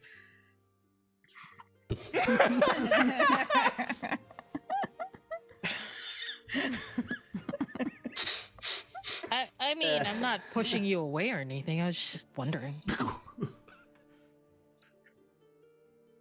I'm fine. Cool. Bloom also wanted to leave as well. Oh, that's right. Oh, that's right. That's right. We've So got Bloom- room for Bloom. Okay, so Bloom will be that 8th willing creature. And of course, yes, Bloom is nearby. She has her little pouch with her snacks, and she's wearing that moss and stick coat that she had woven and the hinter boots. Yeah. Would you say that I am very familiar with Vasa? Or Yeah. So hopefully. Okay, I good. would say so. Yeah, I'm looking at this chart, and I would say very familiar. There's no permanent circle. Yeah, we don't have any we haven't set anything up there yet. But maybe I'll do that while I'm there. Yeah, that's yeah, but I'm at least familiar with it. So I kind of huddle everyone together and I put the helmet on my head. I say, Jesse, we'll see you when we get back. Best of luck. And I also look back at Leonid and say, I'll miss you. And I put the helmet on and grab everybody. Oh, and I would say to the others, Sloon says she's in a huggy mood. Oh, and I hug Latreia. Here you go. There's the mood. Bye. I take a deep breath and I sigh, exasperated to activate the Helm of Transportation. I just go, and transfer. Oh, that Latria is a funny one, isn't he? Let's go for a walk. You didn't Okay. offer me a hug at all. Could have hurt my feelings. Do you want a hug? Of course. All right, well, here. And then awkwardly hugging Davis and Jesse has puppy dog eyes. just leaves, basically like, here. And then, all right, bye. And then, Treebush, let's go. We need to work on Sloon's hugs. Give me a hug, Avis. And Jesse will give him like a big hug. That's how you do it, Sloon. Yeah, That's a sure. hug. As she's walking past, like just straight up leaving with Treebush. So Elliot and the crew, the Vasa crew, have disappeared in a swirl of green and gold magic. And that exchange happened as they were like poofing off into Vasa. On the other side of that swirl, Elliot, were you trying to get someplace very specific, or how specific were you trying to get with where you were? I think. Tell me if I'm misremembering this, but there was like an area where we transported one other time that was just outside of like a town, still in the area of Vasa. We had transported there once before specifically, and I figure it's a little bit outside of a town. It's not like right drop in the middle of, a busy situation. Yeah. Town where we enacted a god mayor. Rosha. Rosha. Is the town. And that's in Vasa. That's right? in Vasa. Yeah, okay, Vasa, good. yeah. All right, just making sure I have my memory right. So I figure it's not right in the middle of town where we dropped last. It's like right outside of a town. There's a little room. We can go from there. Okay. That's where you reappear. And, Oh. go ahead. Great. Yeah. No issues. The spell works perfectly fine. And you are on target. I just like immediately take the helm off. Like, oh, that thing stresses me out. I could see. Well, if it goes bad, it goes bad. But it didn't. So good. All right. Well, welcome to Vasa. Actually, Latreia, frankly, you know this area best, so maybe tell our friends where they might like to head. Of course. Well, I was presuming we could fly over to where it would be, but Sure. It would be that way. If I recall correctly, the village was like at the north end, like as far. And their dragon's domain it would be southwest, I think, from the village. It would be southwest. No, not quite. So actually, Rosha is on the western side of the Vasa Valley, and it is pretty far north. It's probably the last village before you get to like the Glacial Lands. Okay. And so if you think of the Vasa Valley as literally kind of like a V shape, they are on that upper left corner of the V. Okay. And then the glacier is like Still- across the top of the V. Okay. So it's okay. So we're just now heading east or west. Yeah, you'll be going like northeast, pretty far, like sharply north, but slightly northeast. Yeah. Okay. Gotcha. All right. So And then there's still that river. Also, here I'll describe the setting when you transport UC. So behind you is the woods that lead to the town of Rosha, because it's kind of inside the woods a little bit, towards the mountains. And then in front of you, you're facing the rest of the valley, but also the glacier. And so you see that broken down part of the glacier. our that was global affected. warning. The little thing that happened a couple of times ago that you visited. And so you can see that, that part of the glacier that's kind of been defaced in a way. You also see the natural lake that has formed, that that part of the glacier, those pieces, huge chunks of ice had fallen down and broken into the water that's underneath the glacier. So now there is a glacial lake right underneath where the Hellfand clan's lair is. And then closer to, between you and that lake and the glacier, there is a river that you had spent some time camping out next to and near and flying over it as well.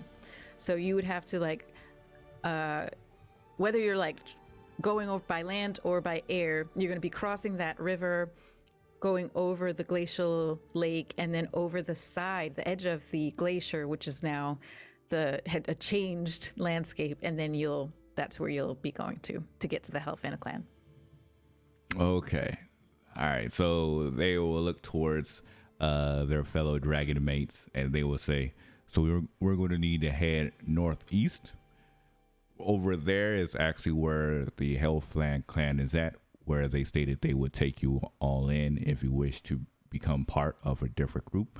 They're located right over there. They're currently rebuilding, and so they're always looking for further dragons to be brought into their ranks. And if you need any assistance, you can always head that direction, which is where my family lives, called the Rivara clan. Just say that you are friends of Latreia, and they would be able to help you out with almost anything you need. And that's where the storm giants reside. Okay. All right. So they take in and they look around at this new landscape, just taking in this new setting. And Bloom flutters around and says, "Ooh, my boots are really working. Feels nice." I'm glad. I was a bit concerned when we were first coming here, but thankfully with those boots, because Jesse was not having a good time out here when he first came out here. More, as mentioned, more like our area of expertise. So you can see the snow for them just feels perfectly fine. So I'm glad that you're feeling better. Mm-hmm. Oh, Elliot, you might be muted.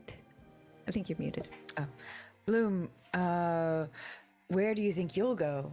I don't know if you'll go to the same place as the dragons, but I'm just curious if you have a destination in mind.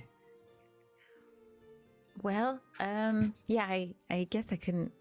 I don't know if I could stay with the dragons. I mean, maybe you could, but there is also a city.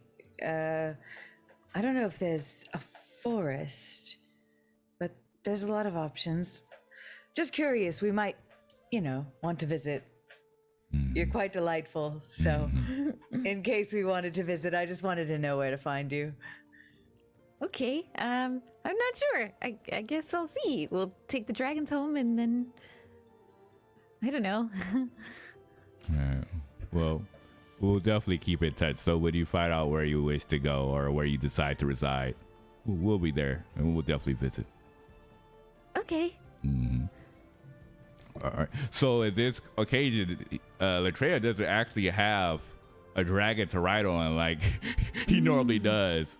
Mm-hmm. So he kind of looks towards the other one of the dragons. He says, "It's going to be much faster to fly than to walk. Do one of you mind if I ride on your back?"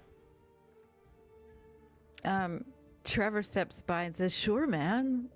Just hop on. It's okay." All right, cool. And as he steps forward, he's like slides on top of I slide on top of Trevor. Noticing it is a bit different than, of course, on Snow Root, but he still is appreciative.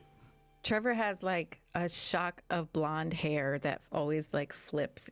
He's a surfer dragon. I'm kind of kidding, but also not.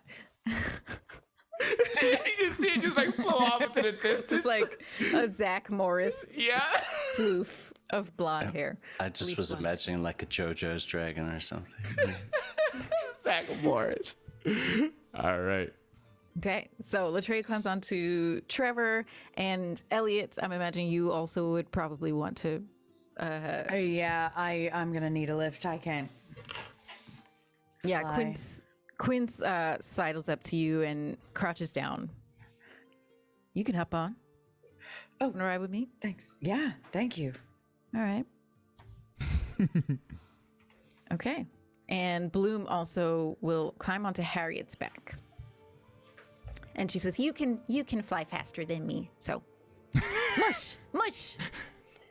And Harriet and all the rest of the dragons rise up, and you start to fly over the Vasa Valley, this familiar place that you have spent a lot of time in, and a lot of things have transpired. It takes, I'm actually not even going to check the map and the distances. Let's say it takes a couple of hours to get up to the glacier from where you are. And the day has turned into late afternoon. The sun is sinking in the sky, especially because we're so far north. The sun is pretty low in the sky by the time you get there.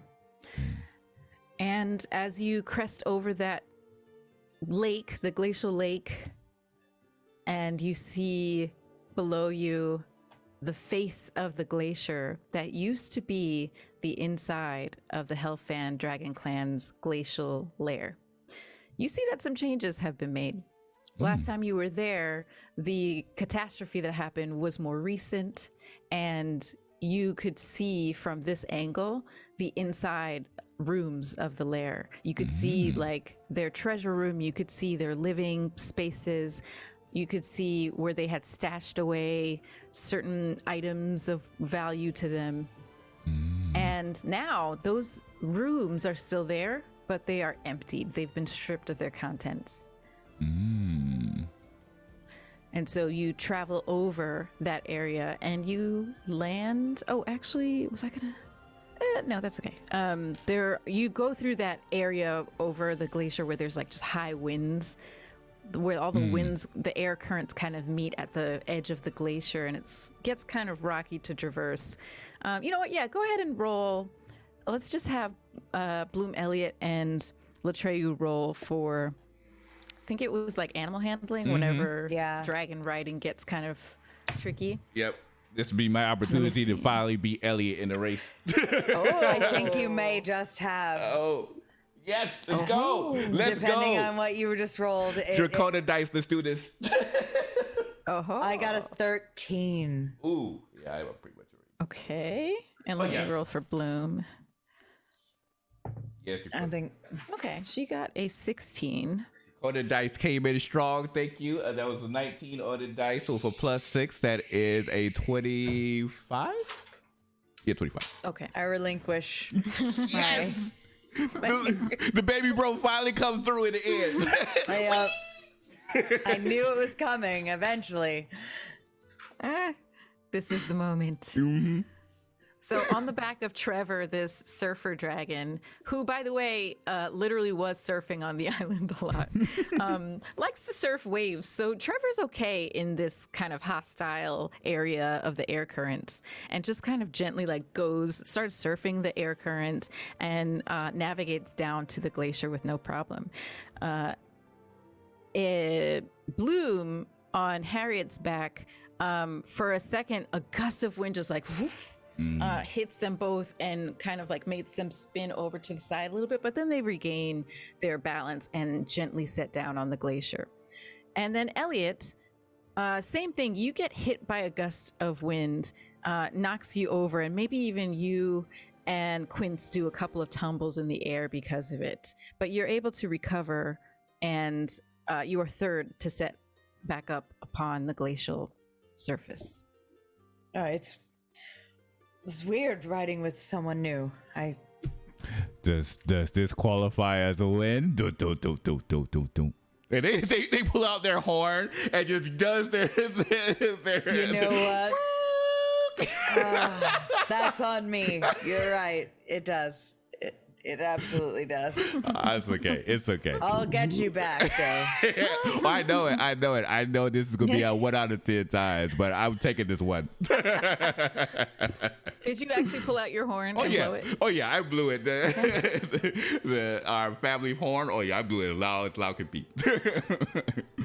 Okay, so you see two dragons appear further back on the glacier from some type of entry point or holes in the glacial floor or the glacial top. And you recognize them. These are the two guards. Yeah, I believe they were young white dragons. I'm looking for their names. And they are the sentries. Oh, wait, hold on. Yeah, Pellis and Fleet. These were the two that when you came of your own accord back to the dragons to give them a heads up about the Dentarm spies that were spying on them, these are the two that found you and brought you down into the glacier. So, Pellis and Fleet appear from about 100 feet away and start to approach. And they are crouched over at first, kind of like weary and eyeing the group, seeing all these other white dragons, strange to them. And then they notice Latreia and Elliot. And Pellis, you can see in the body language, there's a change in Pellis as they straighten out a little bit more and says, oh, the dragons of Vasa? Yes. How did the castle destruction go? Oh, it was glorious. And Pellis bounds over to you like a little puppy. Oh, there was so much smoting and fire and hellfire. You would have loved it. I wish I was there. I'm glad that you all were able to eliminate that place. We could see it from the distance, though, and even though I was with you in spirit, I will say that.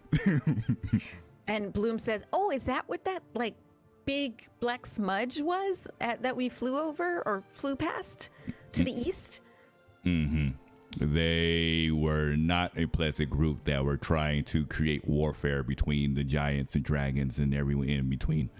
So I wanted to be here, but we had to take care of other business. And fortunately, my friends here at the Hellfand clan was able to remove that castle from the place of this of Faerun. So by this point, Fleet has caught up, and Fleet was a little bit more surly, not as friendly as Pellis. Fleet says, "Latreia, glad to see you're back." Good to see you too. We have friends here who we mentioned will be residing in this location. And Pellis says, "Oh, yes, Cologne told us that you might have some dragons coming. Welcome, friends." And Cologne actually does a deep bow, and very like majestic, courtly bow. And Fleet kind of just says, "Oh, okay," bows gruffly. Welcome to the Hellfand clan. So they look towards the others and towards Elliot, saying, "Is there anything else we needed while we were here, or was this pretty much it?" Well, frankly, we didn't need anything, and I kind of don't like the idea of us poking around without everyone, but we could check some things out if you wanted to, but no, I don't think we had anything on our agenda.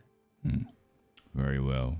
And they'll look towards the others who they brought by, Trevor and the group. It says, "So, what do you all think?" You can see the dragons all taking this in, each in their own way. Most of them are like just smelling the air and taking in deep breaths of this icy glacial air, and you can tell that it feels good for them. Quince and Rosebud are also kind of like scraping their claws against the ice, liking the feel and the sound of it. And then Trevor has actually gone back to the edge and is flying over it, just hovering over it, looking back down at that glacial lake and the water. And Trevor's like, "I think I see some waves down there." Oh, the waves, to my knowledge, get kind of rough here. I mean, not that you can't handle it, but yeah. Gnarly. Wow. I like that. I'm pretty sure Trevor can handle it. You see how he went through those winds? It was impressive. Yeah, rock on. Can we just clarify, Elisa? Does Trevor do that with his little dragon wing paw? Which I just. I'm not here, but I will die for Trevor. Trevor Yeah, cannon. same. I just thought about that. That's a little Cannon box. for Trevor.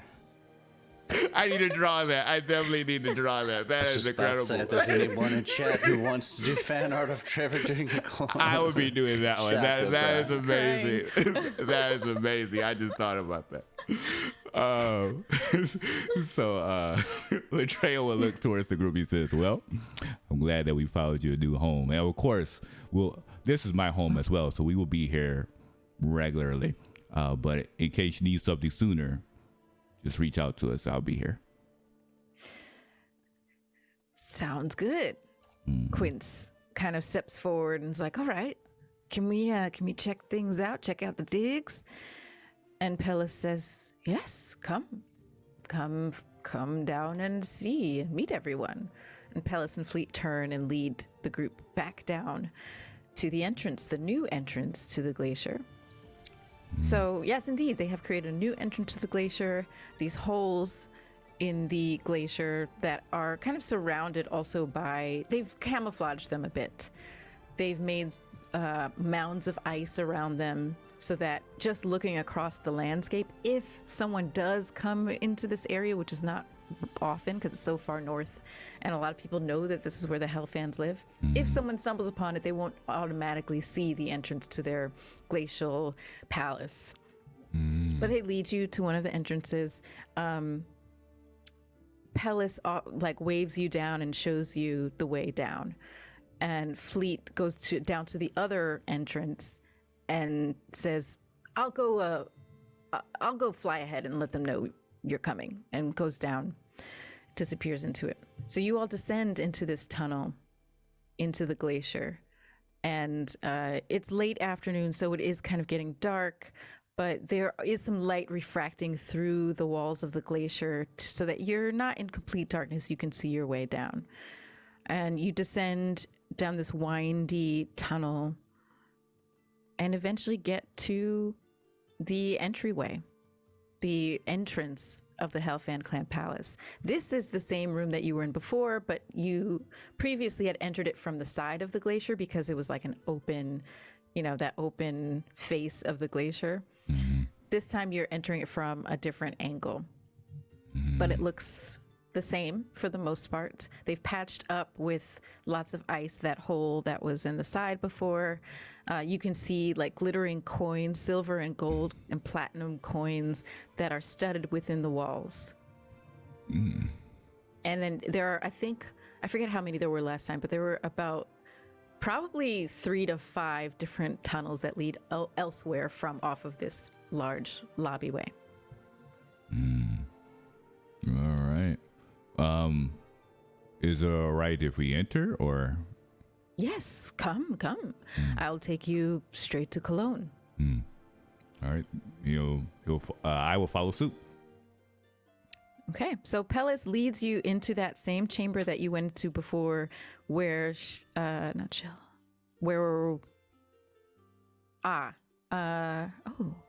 didn't write that name down. The elder, the ancient dragon, their chamber, and Cologne, the adult white dragon who's the leader of the Hellfand clan. This is where you spoke to them last time. It's kind of like a council room, but they like to kind of just converse, the two of them, in there a lot. So that's where you find them, and that's where Pellis takes you to. And seated in the center of this dragon council room, you notice a couple of things. Number one, you all notice this. You notice Cologne seated at the left hand of this ancient dragon, talking, conversing in low tones. And then I'm going to have everyone roll perception. All right. To see what else you notice in the room. That is a piece. Ooh, okay. Oh, another 19. That is another 25. Okay. 13. Dragon dice. Dracona dice is coming in hot. All right. Okay, so you Elliot, you don't notice anything besides just the splendor of this room again, just being in it again. This glacial, literally, it's a glacial palace that they have carved into the side of a glacier over centuries, and it's beautiful. It's stunning. It's amazing. So you're kind of captivated taking this place in again. But Latreia, you notice the splendor, but also behind where Cologne and the ancient dragon are sitting, you kind of, being taller too helps. You kind of can see something embedded in the ice behind them that wasn't there before.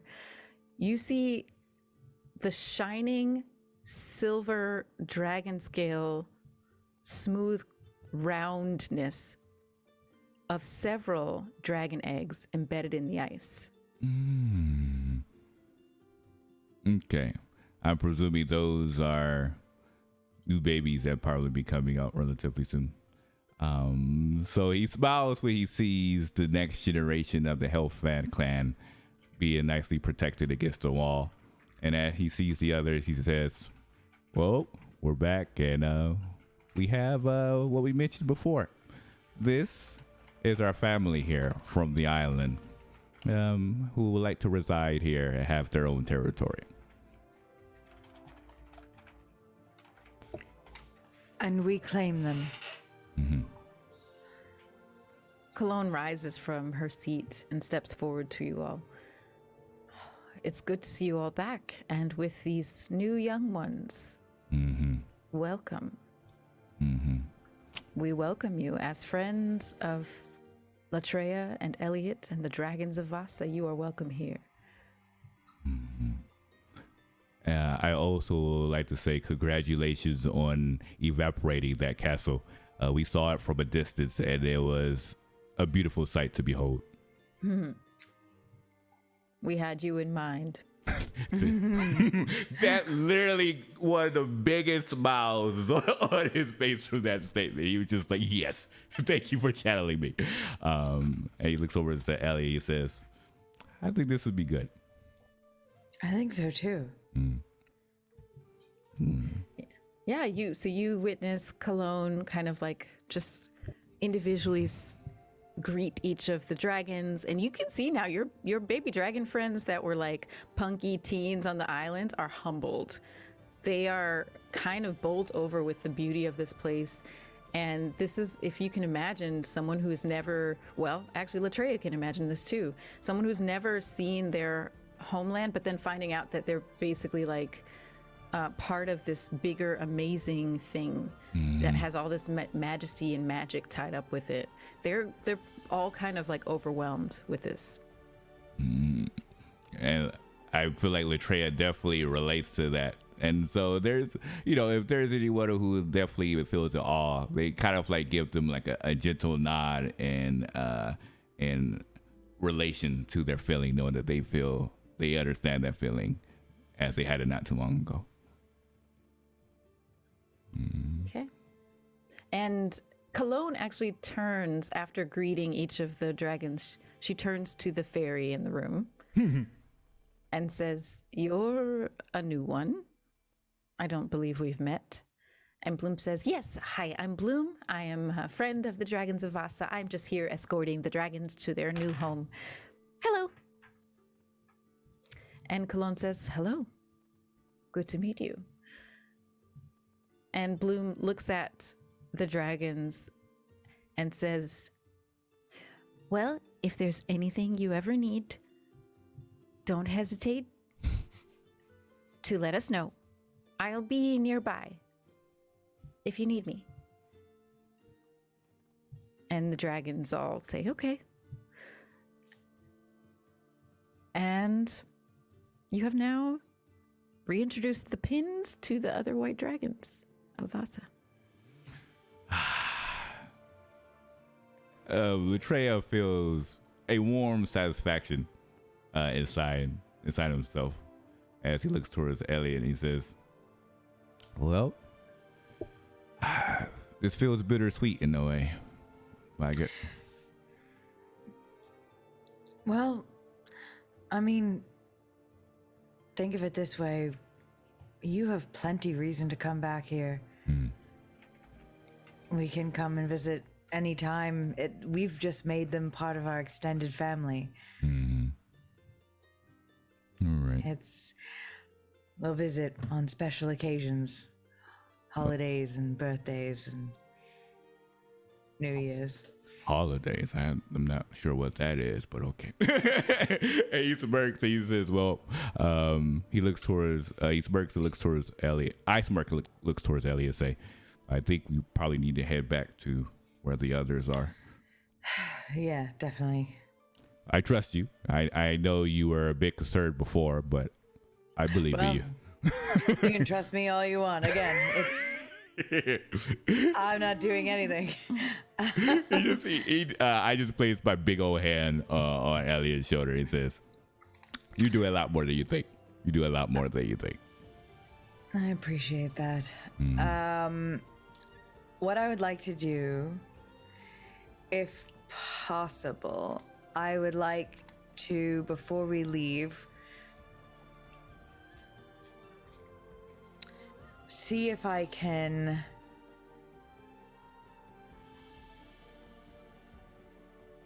leave something behind here. What I want to leave behind in the ice.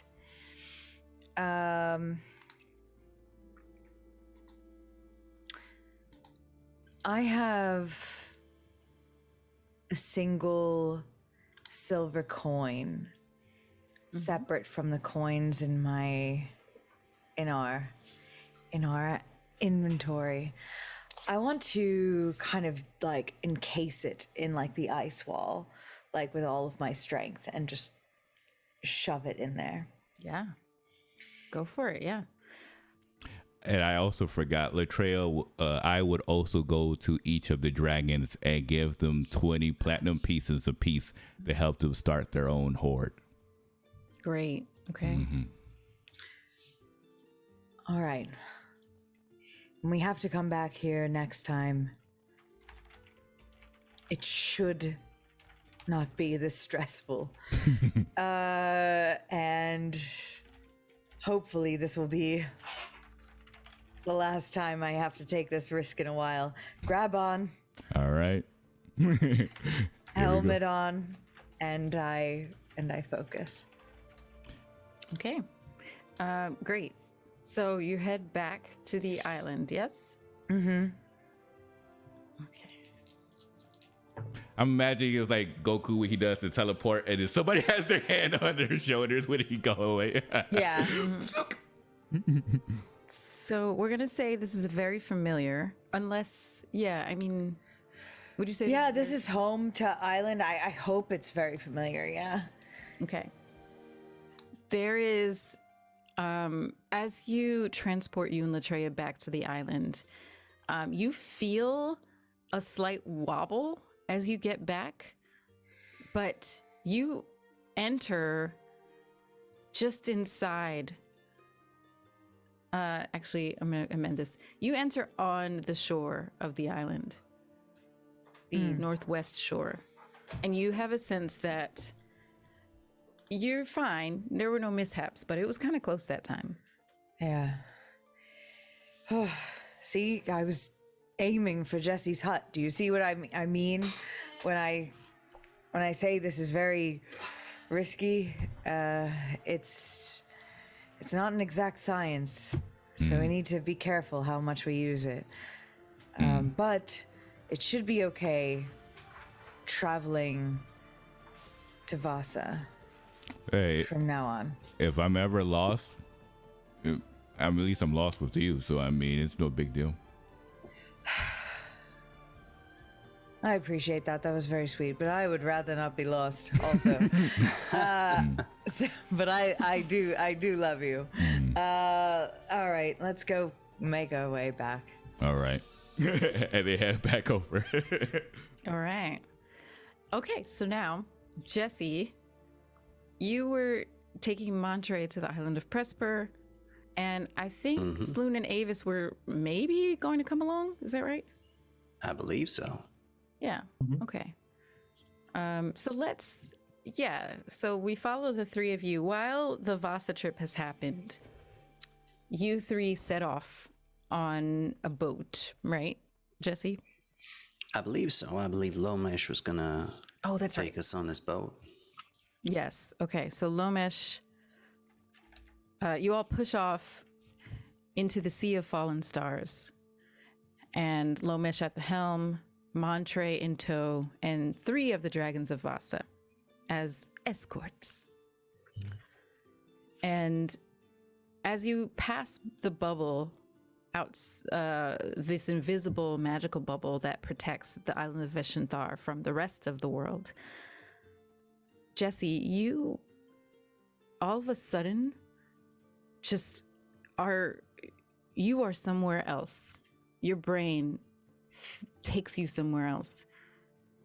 Okay. You are underground.